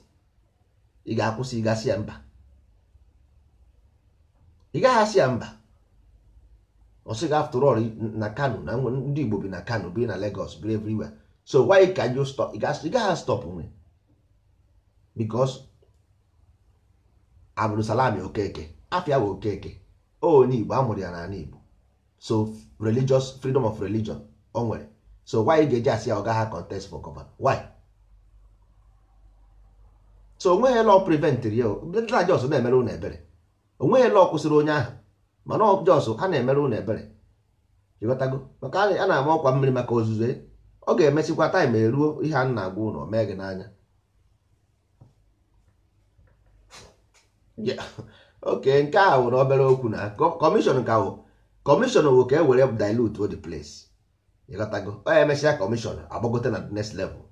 After next level agbagote na next level. Mana ndị a na-enwe 1000 years plan. Enweghị nke unu nwere. Ha na-enwe 1000 years plan. Jụọ ya na-ama ya obere obere. Ọwụ ha about ite isi a na-enwere ihe ọ bụ ite isi a na unu niile bụ ndị na-ete isi a na already but you don't know indirectly. Ihe a na-achọ ime bụ ka ndị ugwu were dị obodo unu. Owu ite isi anyị ha nwa na onwe ha physically ka ha chọrọ because e nwere United Nations akwụkwọ ndị UN pụtara about 2002 or something like that kwuru na desert na-abịa na-eme approach n'ugwu, desert na-eme approach n'ugwu, so dry land na-abịa, even Chad orugo Chad sef ịghọtago, Chad ebidogo driver, so ọ na-agbarata ha n'ugwu ahụ. In time to come, maybe 20, 30, 40 years to come, ugwu ga-abụzi mmiri agaghị adịzi, ọ ga-dry dịka otu ịma na mgbe ahụ mfụ Sahara Desert mgbe mbụ mmadụ bi ịghọtago. So JJ go and look for the report ịghọta, all is open, gaa chekie ya. Ugwu Hausa na-emesi abụrụ desert, so ha nwa na onwe ha enwego 1000 years plan to move towards water area, but ụnụ nwa bụ ndị nkịtị, ụnụ anaghị eche uche, ụnụ amaghị ihe a na-akọ ịghọtara. Ihe na-achọ bụ visa ị ga-eje America na nke ị ga-eje Europe, not knowing na the next man behind you na plan ibebe were the place. Ha na-emezi security men, ha na-eweta anya na-eweta ndị egoro ego sef. Most of land ibe ego gị ego kwụọ cash, ịma ha nọ Abdullahi nwere, nọ Ibrahim nwere, ego gị kwụọ cash. Most of the land in the city ebe ahụ nwecha gọọmenti governors, ọ Ibrahim nwecha ya ịghọtago, those companies ọ Ibrahim Abdulsalam nwecha ya. So na-aghọta ihe a na-akọ ontili ka jiri nwayọ kọmishọna minista ghọtago, ntị ha kpọchisi ụzọ niile, enwezighị ike ị ga-esi wee, enwezighị ihe n'iwe to talk, ha bịawazie for governorship ịghọtara. Ihe a na-agwa gị ha bụ life and direct, ka esi eme n'ụwa ka esi eme n'eluigwe, and ị nwekwen right isikwana mba, because ị nọ na position number 1, number 2, ị nweghị the fundamental right to say no ịghọtara, because based on the constitution of the place ị nweghị ike isi mba. Esi a ga-amụ ya ebe ha mụrụ ya, dị ya afọ ya bụ Okeke ịghọta, mana Okeke Mohammed Okeke ịma na ọ nwere ka ele na ịghọtago, ọ dịghịzi ka Nonso Okonkwo na Mohammed Okeke ịma na o nwere ka ele. So otu a obere a na-ebanye ntili ụlọ aba na akụkọ. Ihe a m gwara gị maka ya somewhere, ọ ga-eru ebe ahụ ịghọtago. Most of ndị a na-emekwa Igbo asị ha, most of them akwụkwọ ha ndị Igbo na akwụkwọ nke eziokwu, most of them amụkwa ha n'ala Igbo, most of them ịghọtago, most of them amụ ha n'ala Igbo. Ha nwere passion about their land, of course ha nwere right to have passion about their land, mana ihe a na-ekwu ịma the fundamental of the philosophy, no, then that is what onye na-eme na gọvanọ nna ga-aga chekie the whole gọvanọ of Igbo land. Ndị amụrụ n'ala Igbo erugweghị 2%, ma the minister ma the house of rep, ja mee your own research. Ndị amụrụ n'ala Igbo, ndị efidiri, ndị ṅụrụ mmiri ara Igbo efidiri with Igbo erugweghị 2%. Enweghị wrong ọ dị ịmụ mmadụ n'ala Igbo, onweghị wrong ọ dị ịghọtago, mana ị kwesịrị ịgafe fundamental philosophy ịghọta. Ọwụ na ịgafe fundamental philosophy, then inwe ka eleg mmadụ na-eme ihe ọ na-ama ịghọta. Ọ dị sentị ahụ ime ihe anyị na-ama ha ka anyị ji ata ahụfụ taa, ke ka mmadụ ga na-esi eme ihe ọ na-ama. Enweghị onye ga-achịrị ala ugwu Hausa amụhụ n'ugwu Hausa, ọ gaghị eme, ọ dịghị possible. Ọ dịghị, ị gaghị adị atara bịa fọzikwe, ị gaghị adị atara, you cannot even try it bịa fọzikwe na ọwa ọkọ, because based on ideology of the place is not possible. Ideology of the place ọ dịghị possible, so ị gaghị akwa na-eme. You can be there living large and fine, nobody will stop you, but this is because you got that place, ị gasara ha ihe a na-eme mebiere ha plan. So ichi so n'ihe otu kwuru, ị ga-esogbu n'ihe otu kwuru, mana enwere process esi eme, because the place the vital, the country the vital, you got to go the vital. Enwere some other places, of course, yes. Jerry Rawlings si na Scotland bata n'ọdị ọhụma chiwa obodo, mana that place nwere ka ọ dị, o nwere ka eleg, you got to go. So ichi ime ihe ị ga-eme ya, even ọ ka mma na onye si Jamaica batara na-achị n'obodo ahụ than na onye si na other part of the place, but ha nwere sentimental problem too much. Ha nwere sentimental problem too much na that place. So ọ bụ na onye ọbụla na-enwe ha ideology nke ha dị strong, onye ọ ga-awụ victim tomorrow. maka na enwere ebe na ugwu Awụsa ebe ahụ ị ga-eme inwe anwa kwuru maka PDP ma ọ bụ ọda pati bịa da place abụọ na ihe niile n'ebe ha da. Ịma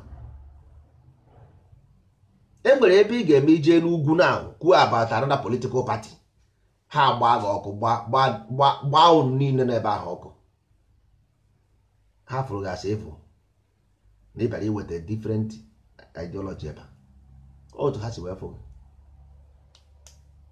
ịtara ihe ọbụla i kwuru ebe a nwanne go and investigate. Your door dị open, ụzọ gị ghe oghe, ụzọ gị ghe oghe. That is why onye ọbụla ga-abịa. Ana Igbo anyị chọrọ ndị mmadụ, everybody should come and stay, but ịchị ọchịchị bụ ideological system. So ọ bụrụ na ị na-achọ ọchị n'ala Igbo, lekwadụ ndị eze ụnụ, kọmọnụ ndị eze. Enwere onye ị ga-afụ bụ eze n'ugwu Awụsa na-aza Dimona, n'ala Igbo jee na Ebonyi steeti, Abakaliki, ndị chifu n'ebe ahụ bụcha afa Muslim ka ha na-aza. Ghana gadie gaa afọ Igbo, ọ dịka ị nọ Meka. Ha na-asụ Igbo sụkarịa gị n'Igbo sef, ha sụkarịrị gị n'Igbo. Jụa ncheki gadie ichekie, ha na-asụkarị gị n'Igbo. Ndị a ka ị ga-awara anya ruo echi ọchị iwu prezident isi ya mba, ọchị iwu gọvanọ na Igbo isi ya mba, ọ na-asụkarị gị n'Igbo. So maka ihe eji ekwu ihe a maka ndị na-asị gaa mebe nke ka emebe nke anyị. Kemgbe ị na-eme nke gị ahụ eme nke anyị, o nwere ihe imepụtagoro. Kemgbe ahụ ha na-eme nke onye na nke onye na nke, kedu ihe imepụtagoro nwanne? All the whole churches, there are 20 million churches n'ụwa, but Papa of Rome is Papa. Enweghị gaa akwụsị Papa of Rome. Papa na Rome, Papa na Rome, nothing changes it. Everybody must call Christ. If you go onye Christian na na-akpọ Christ, have you seen a Christian man that does not call Christ? If you go Islamic man na anaghị akpọ Allah, if you go ya. Mana nke anyị ka onye anyị na-akpọ dị akpọ. Who are we calling? Jemebe nke ka mmemme nke anyị. Who ka onye na-akpọ? Who represent you? Onye akpọrọ abịa amasị ebe, onye akpọrọ Amadioha si ebe, onye akpọrọ eze nwaanyị mmiri si ebe, onye akpọrọ eze nwaanyị Igwedo si ebe, onye akpọrọ aja ala, anyị bụ ụmụ aja ana, ụmụ aja ana. Kedu nke a na-akpọ akpọ? Christ. Ndị Christian ọsọ ya wụ na ị na-eji symbols of God, grace of God, cherubim and seraphim. As long as ị na-agụ Bible or Christ, as long as ị na-agụ Torah or Yahweh, as long as ị na-agụ Quran or Allah. Ụmụ ibe, kedu ihe unu na-akpọ? Kedu ihe unu na-akpọ? Ndị akpọrọ aja ala si ebe, ndị akpọrọ abịa ama si ebe, ndị akpọrọ Amadioha si ebe, ndị akpọrọ nke a si ebe, na-ebigharị aka agba ha agba utebe. Instead of him to take precaution, ọtọ nọ ya asị ihe ọzọ. Instead of it on were that is ihe a this guy na-ekwu eziokwu. How do we make this thing better for us? Ọtọ nọ ya asị enemy. Yes, kama anyị ga-ere okwu tụfuo were okwu ya mba, ịtụfuo okwu ịtụfuo onye ahụ. Ndị isi ojii nwanne were okwu ya tụfuo onye aha, ewere onye aha were okwu ya. Okwu bara uru. Ọwụ na like ha onye aha were okwu ya tụfuo onye aha, ọ ka esi eme. Mana nke ụnụ wee ga-etufuo onye aha, tụfuo okwu, etufuo ihe niile, ịghọ ahịa. Christianity gwa jan go nwanne ga ihe na-agwa gị ba ngwa gị nye gị evidence. Christianity ruru 1 million different types. Enwego onye n'ime ha na-akpọ Christ? Enwere onye Christianity na-anaghị akpọ Christ? Tell me. There is none. Ndị Igbo na-eme omenala gịnị ka ha na-akpọ? Onye asị ga-eche nwaanyị mmiri, onye asị ga-eche nwaanyị Igwedo, onye asị ga-abịa ama, onye asị gị Chukwu Okike abịa ama, onye asị gị nke nwa ama nke ha na-akpọ akpọ.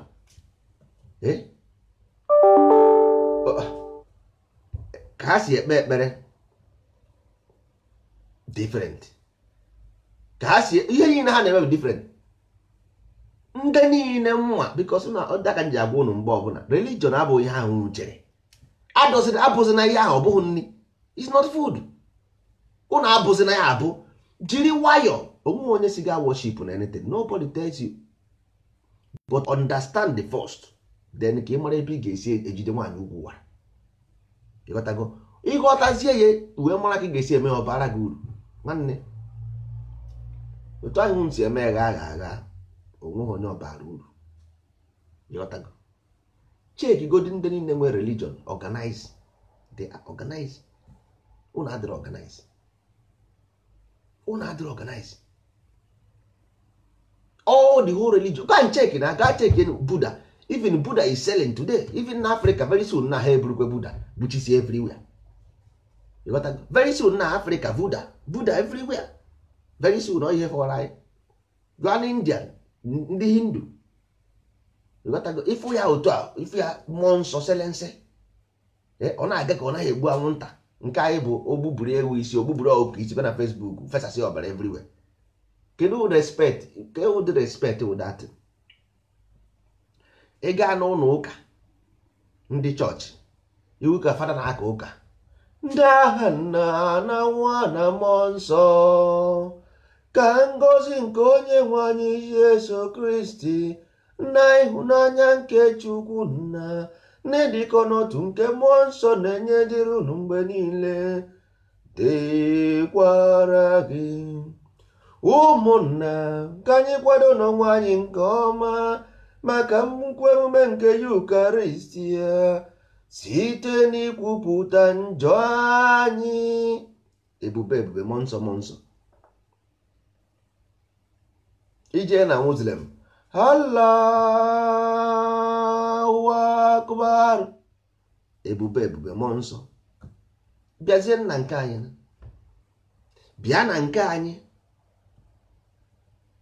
Bịa na nke anyị.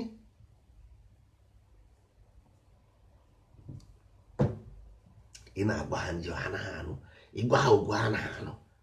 Bịa na nke ịhụ ka a si eme ebube. Ịhụ onye Buddha ụgwọrọ ka ngwọrọ na anị, ogbuchisie anya ya, kpuchie anya ya, fụọ ntị ya, were aka ya dewo na ebube mmụọ nsọ. Kedu ka anyị si eme nke a? Ifuga ihe anyị na-agwa unu maka nsọ ala. Ọgwụ unu gwe efu na anyị ma ihe anyị na-eme. We know very well what we need. As a people, anyị ma ihe anyị need. Ikenebe n'Chukwu. Ikenebe n'Chukwu. Because anyị ma ihe anyị need. We know why we are here. And ihe anyị ga-eme. Ihe ahụ unu na-eme nwe ha enyemaka ga-enyere unu. Ndị mmadụ na-esi ebe a gbaa moto gaa to Israel. Nna nwanne ijego Jerusalem. That place will useless and dirty place. Were wall ebe ha na-akụ isi na wall nonsense nwere ihe dị there. Ordinary ahụ aja. Anyị nwere millions and millions of caves, pilgrimages na our land. Anyị nwere ike turn to a tourist zone gonna generate millions of naira every day in a daily basis. Anyị ruo ebe ahụ anyị ewere ọgbụ manye, ewere ewu manye, were ọbara fechisi everywhere. Enjoy ọsọ na-achụ aja.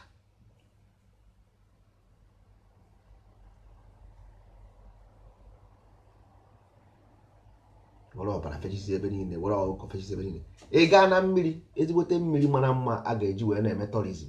Ọwụ na mmiri anụnwa nwere a name of ancient name, nwere something connected with ancient. Ka ihe mere na ya were this thing glorify ya were ya mere tourist zone. Kedu ihe anyị ji wee je were ụmụ ngwongwo na ngwongwo nwa bebi na ndị otu ewuchisi ebe ha niile? Kedu uru datịrị ga-abara anyị? Ọ na ọka ha mma ka anyị were this place wee mee tourist zone, na-ejerate fund na mesịa ndị na-enweghị ọrụ enwe ọrụ. Ịghọtago, ha na-asa abụta place. Ịghọtago, na-ekili ihe na-edozi ọcha, na-akpọgharị ndị mmadụ, ma ndị mmadụ bịara place anyị sekio ya as a tourist zone. Ọ na ọmụghị ya ka mma dan iwerezi ọbara na nwa bebi tụchisi ebe ahụ, mee ya abandon, na-anyụ nsị ebe ahụ, nwa anwụrụ ọkụ ebe ahụ. Ke nke ka mma? Ke nke ka mma ọwa iwere destiny mee tourist center ka ala Igbo dị popular. ọwụ ya ka mma. Ị na-agwa ndị be anyị okwu sometimes ọ dị ka ị na-agwa isi kpọrọ nkụ. Ọwụ ya ka mma, ya ka mma, na ọ ka mma ka anyị were the place dozisie ya. Ọ ka mma na ọ ka nkụ na ala Igbo ka anyị nwere so many places mgbe ka nkụ caves, ancient caves, enwekwara evidence of archaeological evidence these places ọ dị.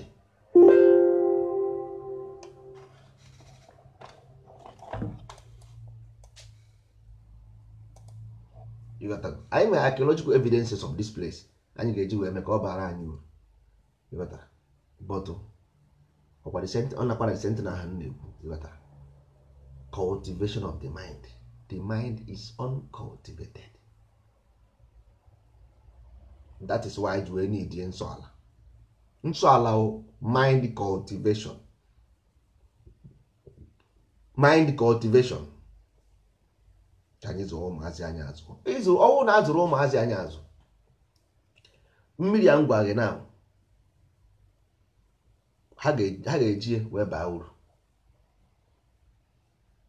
Ị na-eje Lagos ịchọ ego, this website unu fụrụ now, this mobile unu fụrụ now, ọ bụrụ na ị secure ofu mmiri dozisie ya ọfụma, mepee site website, were glorify ya data mmiri ahụ, market ya na website, ndị Igbo si America bata Christmas ma ndị si England, they will come to that place. Ọkwema, because ndị amụrụ na America bụ ndị Igbo, ha chọrọ ebe ha ga-eje na-abata na Christmas, enweghị ebe ha na-eje. A na-eje obudu na Calabar, ọwa Igboland, obudu ọwa Igboland na Calabar, ọwa Igboland. A na-arụsọ họteelụ gịnị? Họteelụ juru n'obodo oyibo na Amerịka, họteelụ juru ebe ahụ. So ọ bụ họteelụ, ndị anaghị achọ họteelụ ha na-eje Serengeti, ha na-achọ ime ọhịa ha na-eje. Anụmanụ anọzi na be anyị erikpọsị ya na ụmụ anụmanụ n'ebe ahụ. Anyị ejidego anụmanụ n'ebe ahụ ripịa ma ewu ma nchi ma ihe niile, ma ebe na okesef erikwuone, agwọ erikwuone, enwezi anụmanụ fọnụ. Ịgazie n'ime ọhịa na-agagharị, enwe ihe ị ga-afụ. Ihe ejide meti ripịa. Hai ụmụ ibe, ihe ọjọọ achịkpa ahụ ya ọchị biko. Dịka anyị si wee na-ekwu, ụmụ ibe, anyị nwabụ ndị nsọala. Ịchọọ eburu onye nsọala, nsọala enwekweghị dọbụlụ, ịghọtago, ọ kwasa ofu ka ọ dị. So ofu ka ọ dị, anyị nwabụ ndị nsọala Igbo. Akwụkwọ nta na akara anyị nsọala Igbo anyị ga-apụta oge na-adịghị anya, ịghọtago, unu ga-afụ ya. Ndị nke anyị kwa ọkwa everybody, ndị bụ ndị nsọala. Ụmụaka anyị, egwu ọnwa anyị ahụ, egwu ọnwa ga-abụzi every night. Nwatakịrị ga na-agụzi ya, ọnwa na-awa ha ara n'abalị, nwatakịrị aba akwụkwọ, ọ ga-enwe verses every day by day, ọ ga-enwe verses ọ ga na-agụ every day by day, so that ka nwatakịrị ahụ wee nwee something o represent as a life. Ịchị inwe ndị Igbo, ị ga-arụ ya, ị ga-arụ ndị Igbo. A na-arụ ya ka moto, a na-arụ Igbo arụ ya ka moto. Ọ bụrụ onye Igbo, ọ bụghị onye ọbụla pụta ọsị gị ya bụ onye Igbo kwere nwanne, hapụ datin story. Gịnị ka ọ bụ onye Igbo? Gịnị mere onye Igbo? Gịnị mere onye Igbo? Story all time si wee gasasịra mmadụ obodo, asịra bụ onye Igbo, ahụ ma onye Igbo. Look at condition ndị Igbo nka taa ka ahụghị Igbo. A chọrọ Igbo siri ike. Igbo anaghị ata ntị ha ata. Igbo you cannot talk anyhow. I nweghị ike ịgwa mmadụ okwu anyhow. Kịta look at ya na-akparị ụlọ everywhere. A na-akparị isiri ha bụ ndị Igbo, a na-akparịgharị ụlọ anyhow. Ya bụ ndị Igbo nwanne. Igbo, ụdị Igbo nke anyị chọrọ next generation ụkwa ha nka. Next generation of Igbo nke anyị nwa ga-abịa odo nwanne. Ịnwa anwa kwuo nonsense baka Igbo, that day ịkwụsị existing. Ịnwa anwa mee nonsense na ala Igbo, ka were Okonkwo ọfụ ụmụ ọfịa akarị mma. Ịghọtago, ime Igbo ọsọ because nke nwaanyị jaka gị sef pụọ, because ịma the consequence of it. Ị ga-ama the consequence. Ịnwa anwa mee kpa nonsense, ịnwa anwa even ikwewoda nne m Igbo, inwe dị ike iji egwu ijiri egwu because all this thing ụmụ anyị ọwụ ya ga-agba ha na ụmụ anyị ka ga-etinye n'ime ha. ịnwe anwa weda nne m gụọ egwu nwee problem as a human being. Ọ bụghị Igbo nke ọ na-eme onye ọbụla na-apụta na-akparịgara ụnụ ene ha onye pụtakwa na-echi ọsị ya bụ eze ndị Igbo kọọ nọnsensị ya na-elid ndị Igbo kọọ nọnsensị na akụgịrị. Ọ bụghị ụdị Igbo ahụ ka anyị chọrọ nwanne, kama mmadụ ga-eri chedachi ụzọ kama ka o buru ọnụ, kama mmadụ ga-erisi ya dasi ụzọ ka o buru ọnụ. A na-eme ọ by force ka eji abụ Igbo nwanne. Igbu Igbo ọ by force, mmadụ anaghị achọzi igbu Igbo, onwe onye ga-asị ya mba. Then ka ihe na-akọ unu si ụta jebe, ndị Igbo ga-reject unu. People will reject you sị na ha achọghịzi igbu Igbo. Nwere ihe ga-eme, ị ga-eme by force? Mba, ha ga-azabazi afa ndị Hausa, zaba afa ndị Yoruba, zaba afa ndị ọcha. Ị ga-ama ya ụdọ? Mba. Nne ichi a na-asị nwata mara ihe chesa ahụ, ihe dị mma n'anya gbara akwụkwọ. Nwa asa dozie onwe ya ọfụma, dị abịara ya afụghị m dị nwanne asa dozie onwe gị ọfụma. Unu gbakwa nkịtị, ndị niile a na-egbu ọkwa ụmụ nwoke egbusie ha, unu aga-akwa anụ dị ndị Igbo. Nwoke dị unu ga-anụ dị unu agakwa ha afụ dị, ma ọkwa unu maka a na-agba ụmụ nwaanyị, unu hapụsị ụmụ bọyịs ha mapụsị obodo oyibo, ndị nke ọzọ egbusie ha ebe ha na-eme movement, ndị nke ọzọ na nga, ndị nke ọzọ fada. Ụmụ nwaanyị unu ga-anụ onwe unu ọ ga-anụ onwe unu? Mba, unu ga-anụwazi ndị isi ndị ugwu na ndị ofe mmanụ na ndị ebini, because nwoke afọ ọzọ n'ala Igbo na-agwa reality. There is no man to marry. Ị na ha afụ ya.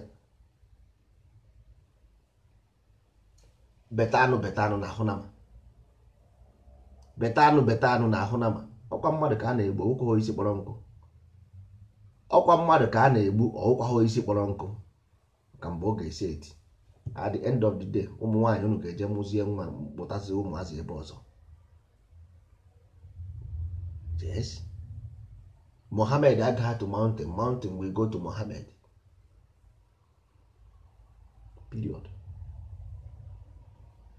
Period. Nwezi otu ọzọ.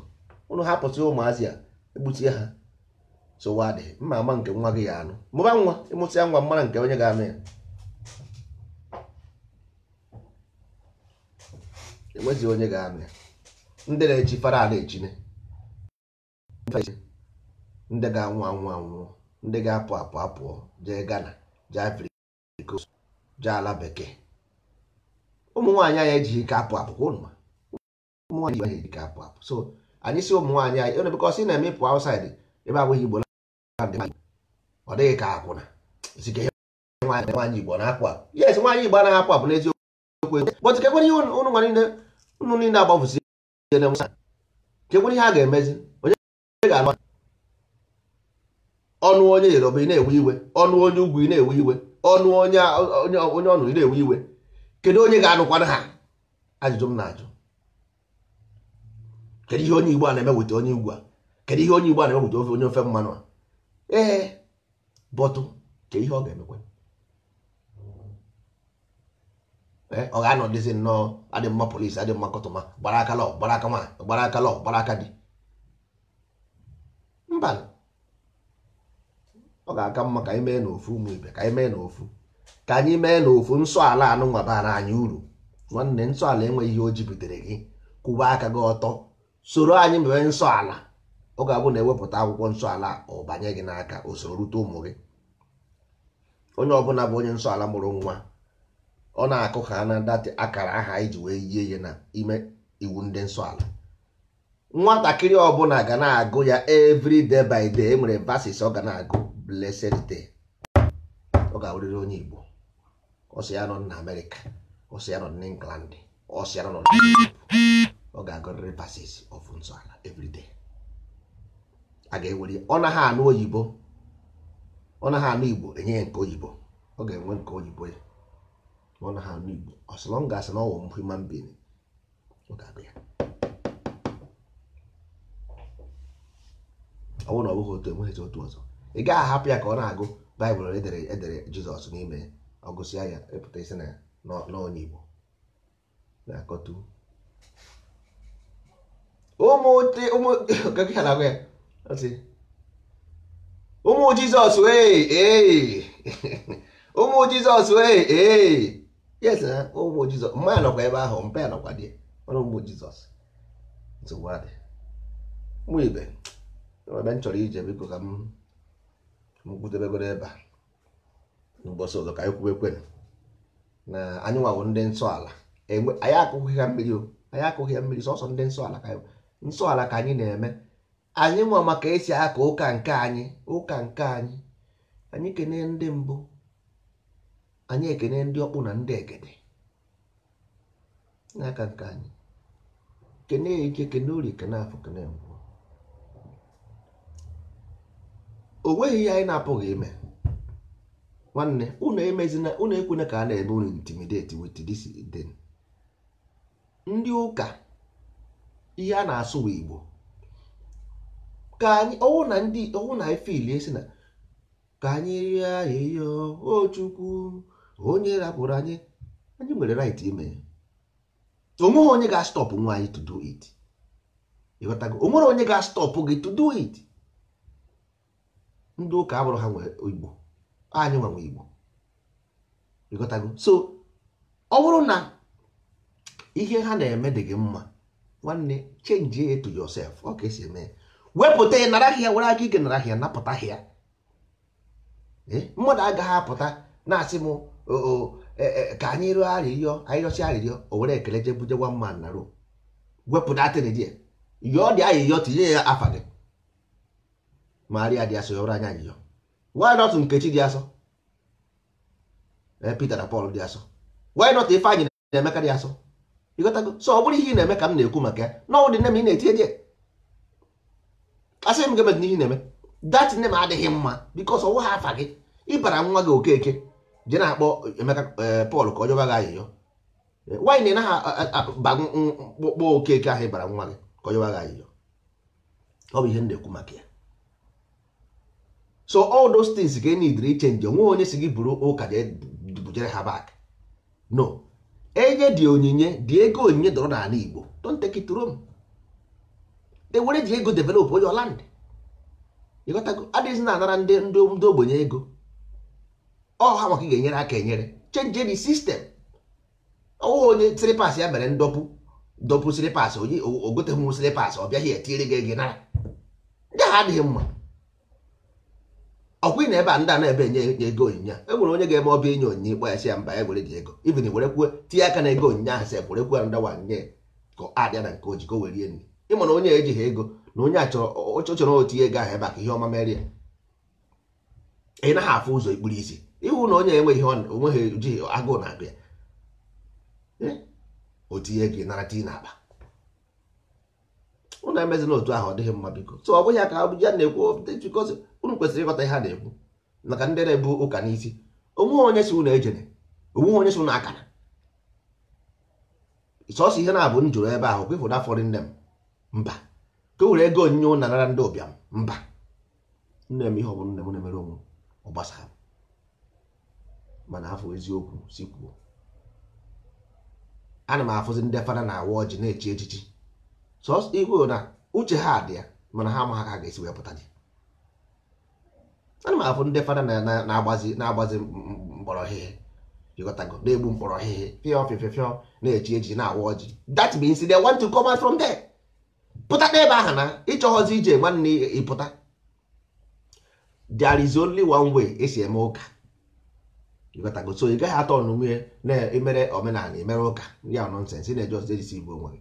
Ọ bụrụ na ike ụka agwụna gị ị chọrọ ịwụ fada nsogbu adịghị pịa anyị ga-apanye gị uche anyị panye gị uche nwanne kara jebe onwe onye si ya kasịta kara jebe kpọtụkwa ewere ihe apịrị apị desara ebe pụpụ ya ịghọtago the Bible ahụ ị na-eyi uzu anyị ga-enye gị akwụkwọ nsọala ịghọtara akwụkwọ nsọala i were na-ezi ozi ọma rụba ihe ị na-arụ ịghọtara mana nke ahụ e butere asị na a ga-eje Jerusalem wee jee pilgrimage mba ka anyị jebe na pilgrimage na Ogbunike Ogbunike kevu na ebe ahụ o nwere nke dị n'Ụmụnze enwere ugwu nsọ na ọlụ, enwere ama Igbo. Ka anyị chebe na those places, ka anyị help our own place to develop. Ịmakwa ego na-atụfu wee jebe Israel ahụ nwanne, sọsọ tiketi wee ego dị nwa, ịbịakwa tiketi, ịbịakwa je na họtel n'Israel nọdị, bịa rie nri n'Israel, ọrụ je na Mecca. Nna nwanne, onye eriri ka a gbara na ka anyị turn our own land into a tourist ground. Israel ha nwa bịa here, bịa jee bịa, even asị ka ekwube ha nwa kwesịrị ịbịa n'ala Igbo for pilgrimage. Yes, mmadụ na-ebu nna ya ụzọ amụdị ọkpara. Asị ka ekwube ọnwa bekee kwesịrị ịbịa Africa for pilgrimage. Ọ bụghị anyị nwa kwesịrị ije that place for pilgrimage.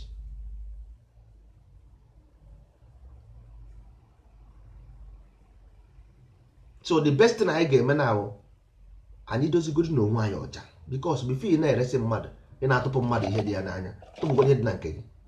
Ka anyị dozigodi n'onwe anyị ọfụma, ndị nsọ ala anyị dezie ya, ihe afụzụ na ndị ụka anụnwa, ndị pastọ, ndị ụkọchukwu, ndị fada, ha nwa ga-asịzi ga-ejizi aka ha bịa miti anyị na-ayọ anyị sef, because onwe mgbe anyị ga-apụta were afa Chukwu na afa Chineke n'ala Igbo wee na-egbasa ozi ọma, ndị a gara ịbịakwute anyị, they will come, because ha na-ekwu maka Jizọs, anyị na-ekwu maka Chineke na Chukwu. Ụmụ ha ga-achị ha papa, kedu ihe na-akọdị ha? Onye a na-ekwu maka Chukwu na Chineke na-asị Jizọs, gịnị bụ Jizọs? Ịghọtago? So ọwụzi mmadụ ga-asịzi ya nwa nwoke m, ọ ya akpọzi gị sị na nwanne ihe na-ekwedo bụ eziokwu, ndị a mere anyị pọpị. 90% of ndị fada mana emere ha pọpị, but duto na ego na-apụta from there, ọ dịghịzi izi iwepụta from that place. Ha nwechara ụlọ na village na mana ego na-apụta dị etu ụmọchị, makwa ego anụghị account, uncountable money, unaccountable money, nwa ha account. Oh, father will boss on his own. He's a boss on his own. Oh, Gakaya. Oh, Gakaya. I'm not going seminary school. I know what I'm saying. Oh, Gakaya call. So, na because ego dị implicated in him, that's why it is difficult. Mana na anyị mechie ya ọma, ma ọrụ ndị mbitolu, anyị mechie ya ọma, anyị ga-enwe chances.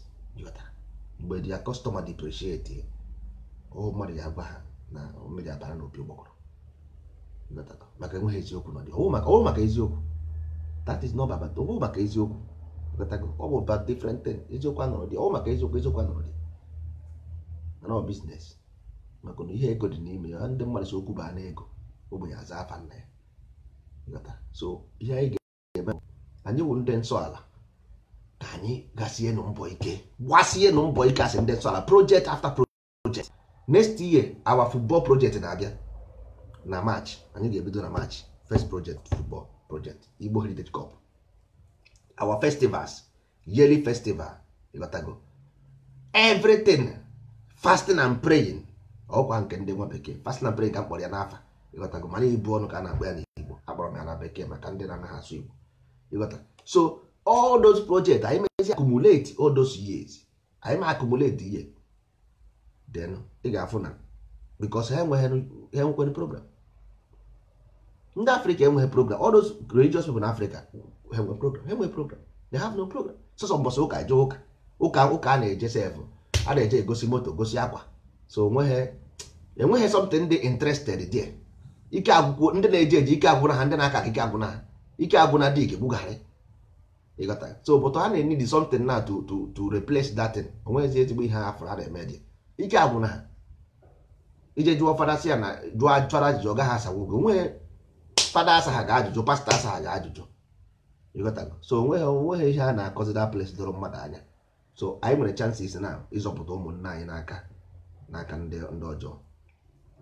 So onye ka m ji ekwu, ka ndị kwere na nsọ ala kwesie ike, unu adakwa na mba, unu esokwa na ndị ọchọ ngalaoku, unu esokwa na ndị omekome karịrị. Onye na-ekweghị na nsọ ala sị na ya nsogbu adịghị, nwanne nke ikwere sobe ya, ọsị ya na-eme omenala, ọsị na-eme ọdịnala, enweghị nsogbu, let them be. Ịghọtago, onwe onye na-ejetere mmadụ eluigwe, enwe ejere mmadụ ọkụ mmụọ, onye ọbụla bụ nke. So hapụnụ ha, kedu ihe bụ mkpa ya? Ọhịa bụ mkpa ya.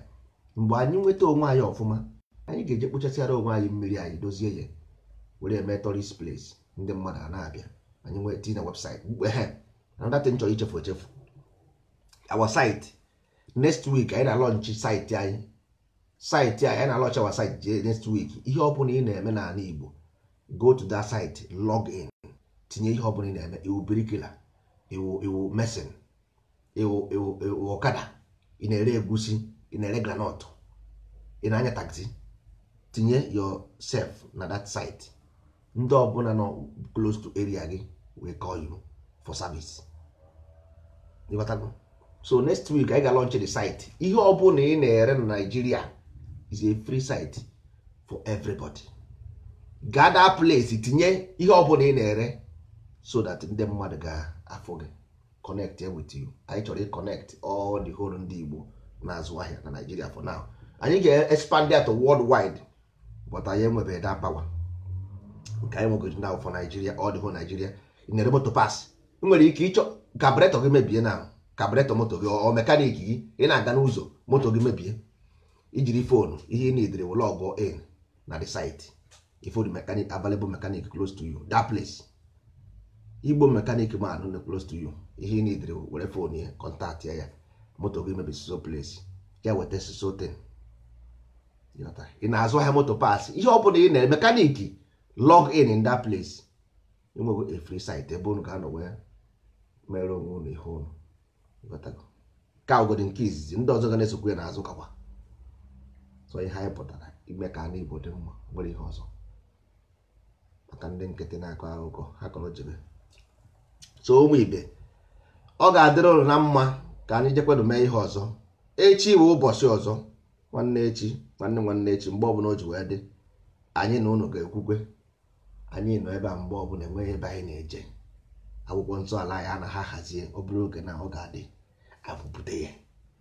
Anyị pụtazie, ha na-ekwu anyị na-ekwu. Ndị be anyị ga-afụsị na a na-ama njakịrị. Gịnị wee ma njakịrị? Mmadụ ole ebe anyị wee nwa njakịrị? Ndị be anyị gịnị wee nwa njakịrị? Gịnị wee ifo? Gịnị wee agwụgwa? Gịnị wee ịtụ ilu? Gịnị wee bụ abụ? All those things wụcha ihe anyị kwesịrị ịma. Ọ jọs ihe anyị na-eme na-egwu ọnwa. Enwere dị ihe eji wee kpọọ ya dị afa ahụ already. Enwere eji wee kpọọ ya dị afa. Ọ ihe abụrụ ga-afụcha n'ime nta na akara. Nsọ ala, iwu ala, ọdịnala, omenala, ihe unu ga-afụcha. Ịkpọ okwe ahụ anyị na-akpọ akpọ. Kedu ihe bụ ịkpọ okwe? Kedu ihe iwu ịtụsa uwe? Iwu na-akpọ ịtụsa uwe. Ọ ya bụ ịtụsa uwe. Ịzụ nchọ. All those things bụ ihe anyị kwesịrị ịmakwana asị ndị Igbo, maka na asụsụ anyị nwanne anyị kwesịrị ịma ya. Ọ bụrụ ihe ọjọọ na anyị mara ihe nke anyị mara na ihe wụ dibịa, mara ihe wụ diọkpa, dị mkpa, dị mgba. All those things anyị kwesịrị ịma ya asị mmadụ. Ọ bụ ihe anyị dị oshi, dị ọgụ, dị Igbo, dị ọka, dị nka, dị ala. Ọ bụ ihe anyị kwesịrị ịma dịka mmadụ, ma ihe wụ ndị mbụ, ndị ọkpụ na ndị egede. Ihe a niile dị n'akwụkwọ nta na akara anyị ka anyị si ebi ndụ. Anyị enweghị akwụkwọ anyị ji ebi ndụ nwanne. Mụnwa na onwe m bụzi nsọala na onwe m. Ihe a na-agụrụ ụnụ ebe a bụ akwụkwọ m na-agụ everyday as onye nsọala. Mpụta ha na n'ụtụtụ agụọrọ m ya onwe m. Ngụsị ya obi aṅụrị ya na-akpa m, obi juru m eju. Ịma ihe mere obi aṅụrị ya akpa m. Ngụsị ya dịstiri obi aṅụrị ya na-akpa m, because I'm okay, I'm satisfied with it. I need is Genesis, I need just Exodus. Ana m ihe na-agụzi bụ mmepe akwụkwọ ndị mbụ chapter 1 verse 6. Ọ sị m na ihe dị otu a ga-eme. That is what I will do. Ihe akwụkwọ ndị mbụ gwara m, because ama m ihe ndị mbụ. Ihe akwụkwọ ndị ọkpụ gwara m ka m ga-eme. Akwụkwọ ndị ọkpụ sịrị na m ga-eme ihe dị ụna. That is what I will do. Mmepe ekwenu chapter of ndị egede. Ndị egede si na ihe dị ụda ka m ga-eme. That is what I will do. Ndị Igbo nwere ya na-akpọ ịchụ afọ na ịgụ arọ. Ndị be anyị ama ha aghọta ha datin. Ịchụ afọ na ịgụ arọ nwere ihe ọzọ bụ. Ọ bụ different thing. Ọ nwere his own chapter. A ga na-agụ ya mbọsị ọbụla a na-achụ afọ. A ga-agụkwanụ nke a mbọsị ọbụla a na-ebido afọ ọfụ. So all these things bụ ihe kwesịrị your spirit enwekwe guideline, nkwe direction. Mmụọ ga-enwe direction bụ ihe a na-agwago. Ọ pụọ ndụ ozugbo. Ị na-achọzi ka ị atị ya n'injọ sị gị nwoke mbịa bata ka ị na-eje. Ị mara kịta ọmụma wụzi bọs na ọbụzi gị. Ọ sị gị na ya wụzi bọs. So ọ ga-adịkwara na mma ụmụ ibe ka anyị jee mee ihe ọzọ.